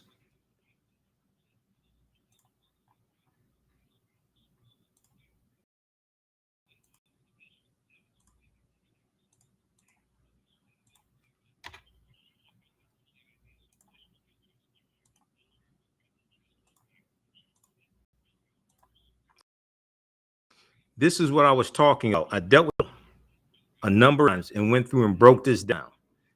CNN.com, December 9th, 2021. I'm a researcher. I do political analysis and provide historical analysis. Okay. 14 GOP senators broke a filibuster to advance debt limit fast track process. There was 14 Republicans that voted to allow Democrats to raise the debt ceiling because Republicans didn't want to turn around in the 2022 midterm election and blame Democrats for raising the debt ceiling. So you should be asking why the Republicans vote against the Voting Rights Act. You don't have enough Democratic senators to break the filibuster. Manchin and Sinema are not going to change the filibuster rules. The other thing is, and I'll talk about this when we come back from the other part, that people that keep on into these radio shows have no clue what the hell they're talking about. They don't deal with the fact that in January 2017, about 30 Democrats signed onto a bill in the Senate pledging not to change the filibuster rules. They don't deal with that.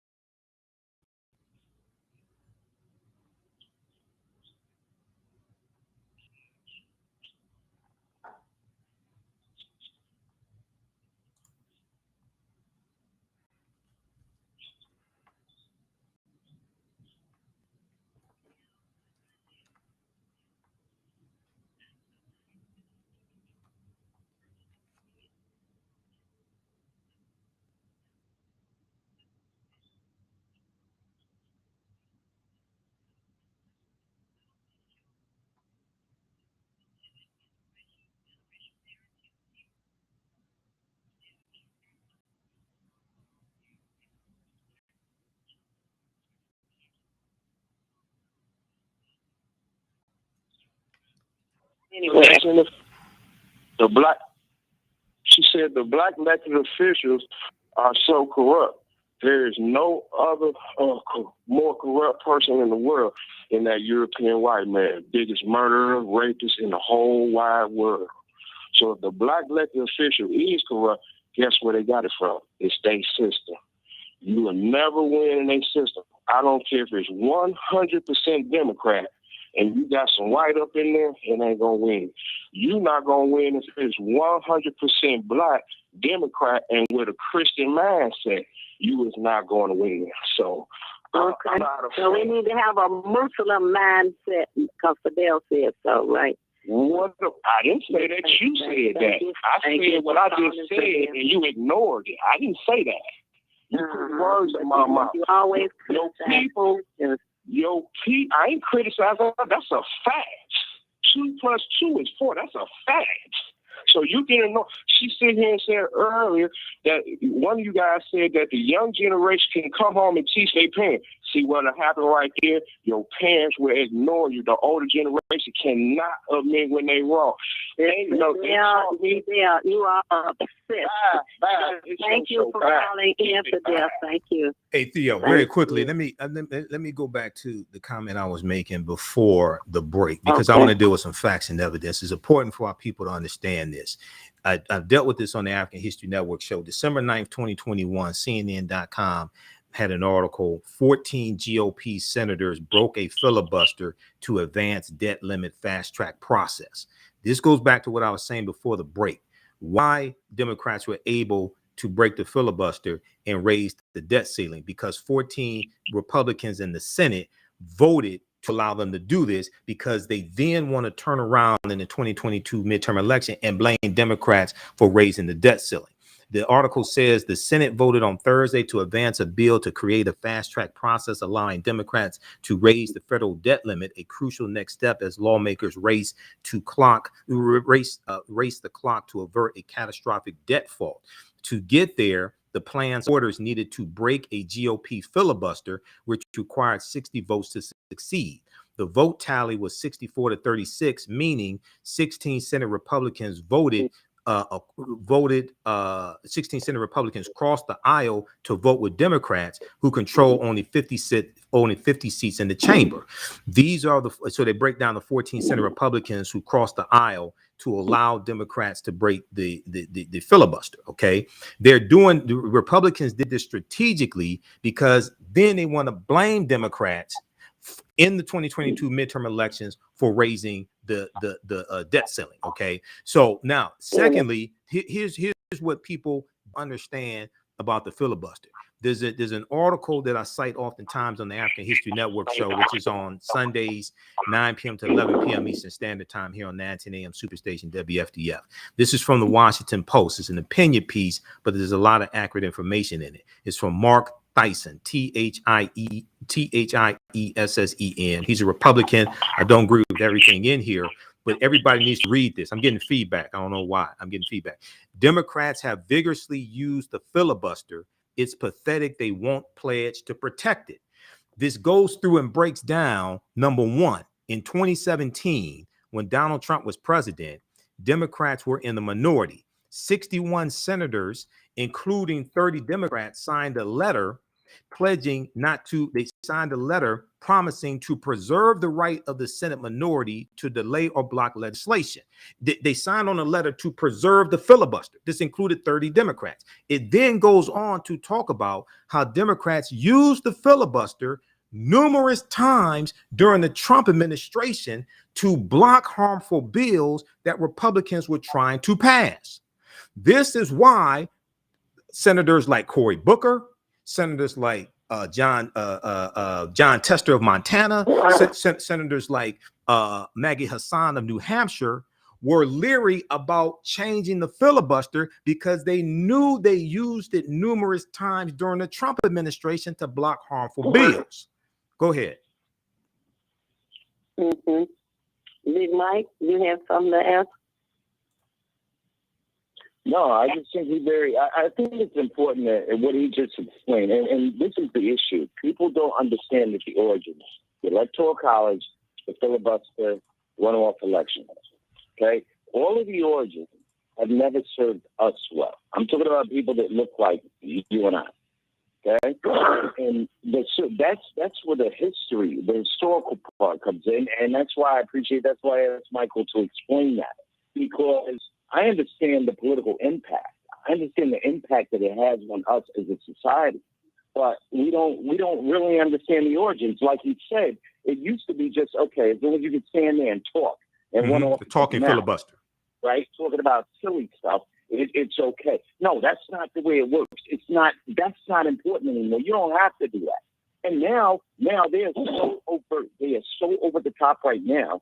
They're just telling us, no, they're just not doing it. And so you have filibuster abuse. Manchin, West Virginia, you talk about Kissing Cinema in Arizona.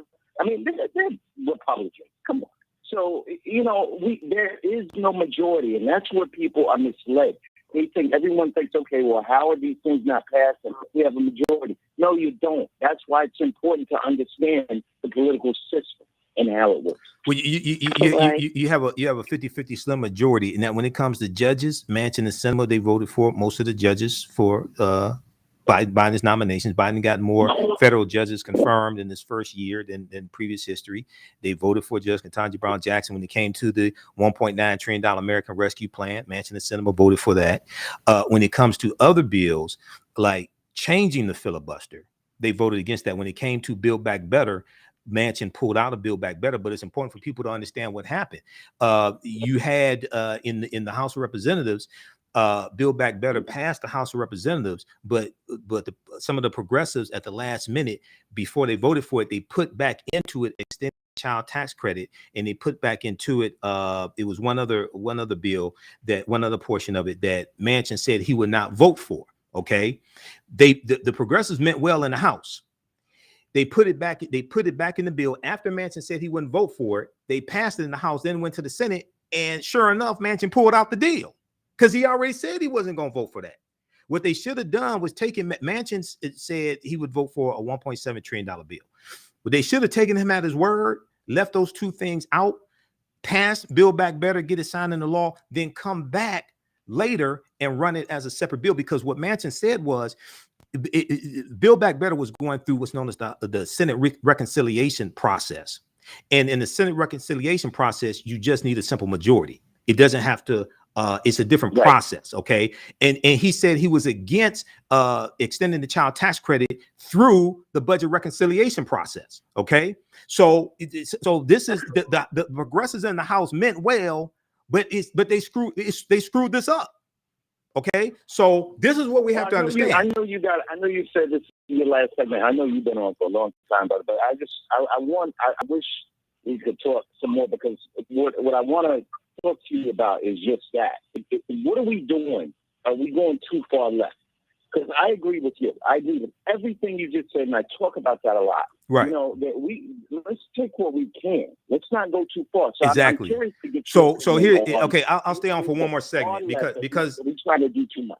Because it's Theo Broughton, and I love Theo, and Theo is the one. That's how I first met Dr. Claude Anderson in person back in, I think it was 1994 when you brought him to Wayne State University. Theo, I'll stay on for the last segment. That's correct. But and Dr. Claude Anderson, I know him personally, and his wife. He's one of my teachers. But see, this is the progressives meant well, but you have to understand the Senate is entirely different than the House of Representatives. So a lot of these bills can pass the Senate because it only takes 218 votes out of 435 to get a bill passed in the House. But when it goes to the Senate, you need 60 votes, and the Senate is like 95% white.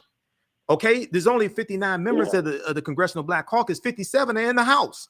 There's only 2 in the Senate, and Tim Scott did not join the Congressional Black Caucus because half the time he doesn't even act black. So you have to have a strategy to get these bills passed through the 95% white Senate. It's an entirely different structure. It's a different game when you get to the Senate. There's this piece here from. Don't understand. Mitch McConnell's the most powerful man in Washington right now in Kentucky and ran, and that's what I tell people all the time. You got to, it's the Senate. Okay, we'll continue this on the other side of the break.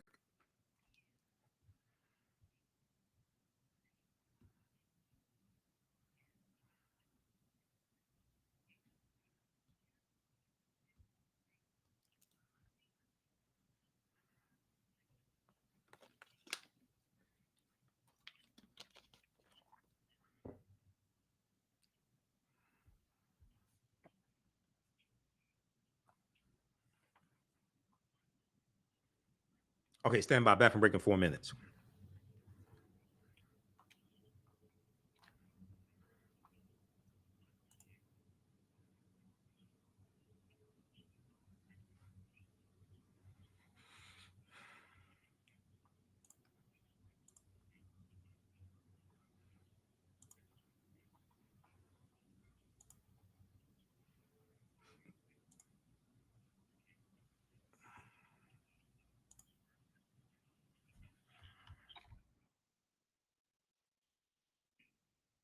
Back from break in 4 minutes.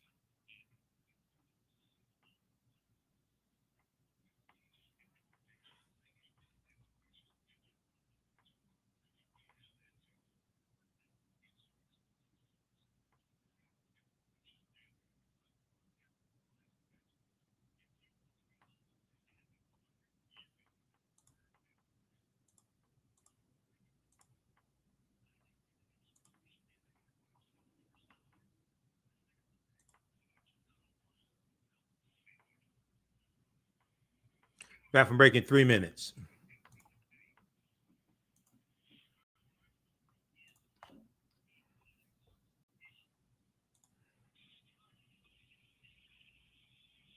Back from break in 3 minutes.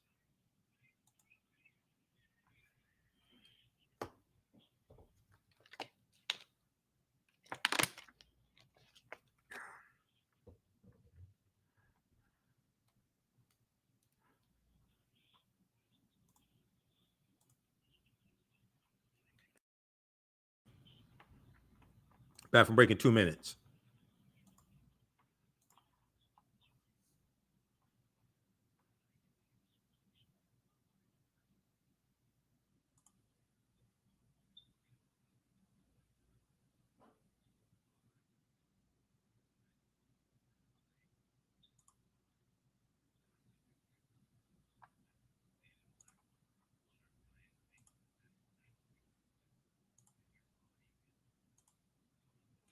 All right, you can support the African History Network, $, the AHN show through Cash, through PayPal, paypal.me/the AHN show.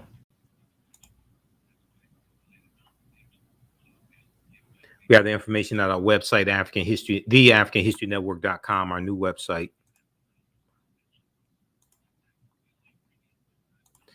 We have orders shipping out this week also. We have a 72-hour sale.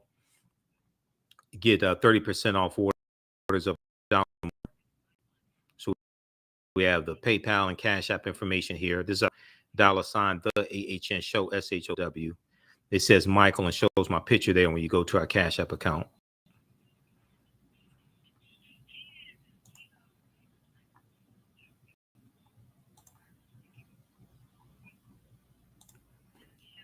It was on Facebook, and our superstar this evening, Michael Emmett Till. Hey, thanks. Our panelist, Big Mike from New Jersey. Mm-hmm. Hey, Mike from New Jersey. So, we got, I'm sorry, and James Ford is on the line. Michael, before we go too far, I want you to let people know when to listen to your show and how to contact you. Yes. On your Facebook page, how they can hear a lot of your past shows as well. Yeah, so I'm on Sundays, 9 p.m. to 11 p.m. Eastern Standard Time, the African History Network show right here on 9:10 a.m. the Superstation WFDF. You can visit our new website, theafricanhistorynetwork.com, theafricanhistorynetwork.com, THE. As soon as you go to it, right at the top of the page has the information for my radio show. You can download the iHeart radio app to your smartphone, search for the African History Network show. They have about 300 of my audio podcasts there. Wherever you get your audio podcast from, I'm on iTunes, iHeart, Blog Talk Radio, Castbox, Stitcher, FM Player, one about 10 Google Podcasts, about 10 different audio podcast platforms. You can also listen to 9:10 a.m. the Superstation WFDF live on the iHeart Radio app. You can email me, ahnshow@africanhistorynetwork.com, ahnshow@africanhistorynetwork.com, or call us 313-462-0003. 313-462-0003. And I'm available if you want me to do a presentation for your group or organization, your church, what have you. I teach online history classes Saturdays and Sundays. Ancient Kemet, the Moors, and the Ma'afa, understanding the transatlantic slave trade, what they didn't teach you in school. We deal with thousands of years of history and what leads up to the transatlantic slave trade taking place. And then on Sundays, normally I teach from the Civil War to the Civil Rights Movement and Black Power, 1865 to 1968. This Tuesday, July 12th, 7 p.m. to 9 p.m., I'm doing a special session of understanding the transatlantic slave trade, what they didn't teach you in school. Wednesday, July 13th, 7 p.m. to 9 p.m., I'm doing a special session from the Civil War to the Civil Rights Movement and Black Power, 1865 to 1968. Visit our website. You can register for those classes. And we do the sessions live. All the sessions are often recorded. You go back and watch them anytime. All right. According to research, building character is in voting, is having respect for yourself, and I'm encouraging people to have respect and vote. It's coming up August the 2nd. James Ford, are you on with us? Yes, I am. I am on. I'm going to make this real quick. Hey, James.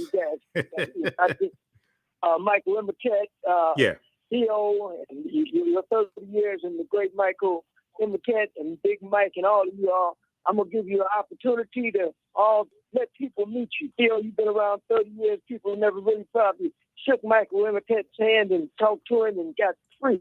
So what I'm just trying to say is on August 5, 6, 7, I'm having a festival at the Barack Obama Academy. It's going to be on that weekend. And we're going to have vendors, karaoke, all kids parade. We're going to have song, dance, karaoke, and all the rest.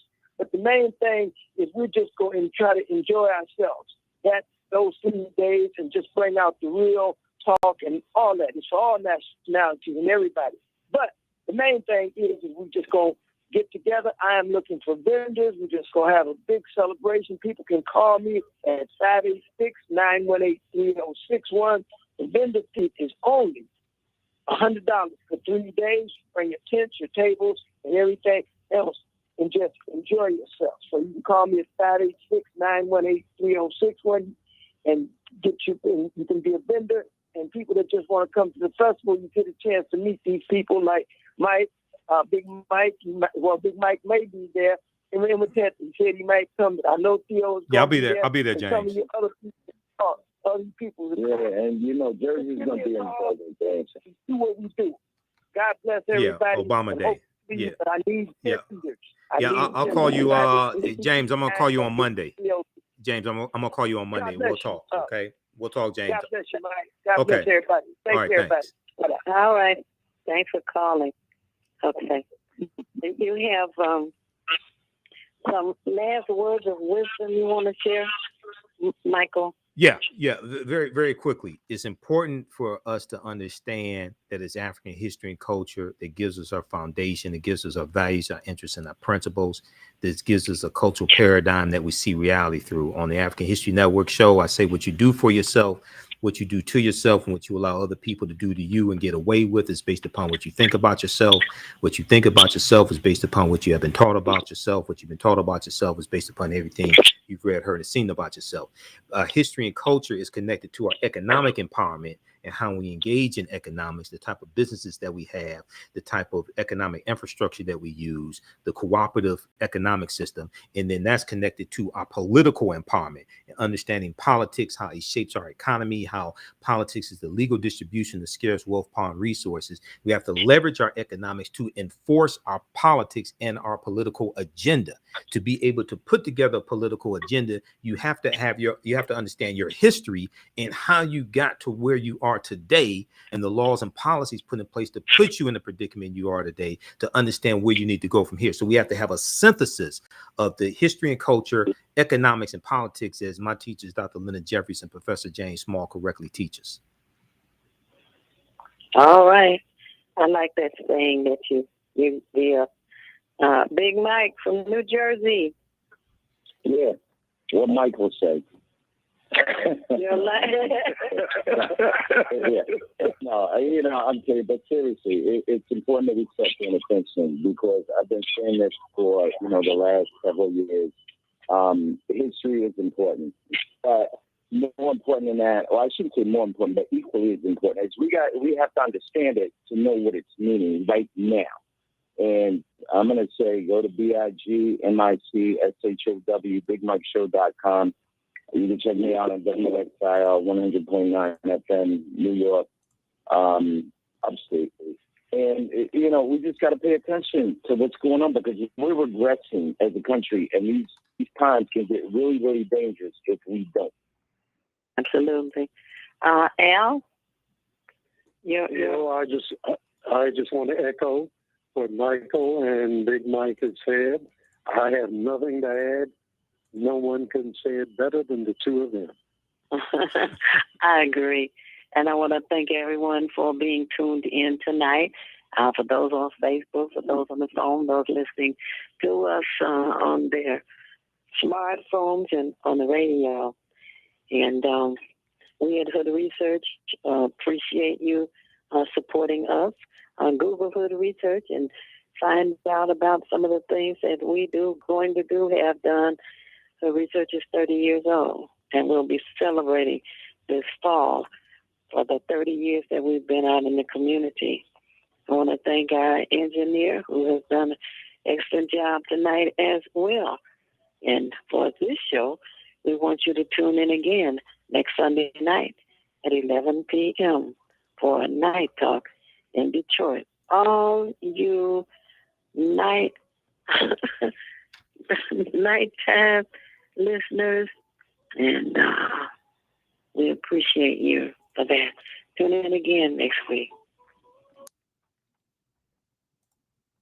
Okay, guys, look, I'm out of here. You support the African History Network, and we have the $30 off on orders of $100 or more. Use the promo code AHN30 off July. Our new website, theafricanhistorynetwork.com. You can register for my online history classes as well. We have the bundle pack where you get both classes for $100. That's a $260 value. It's really $360 because there's going to be some additional classes you get in digital format from me also.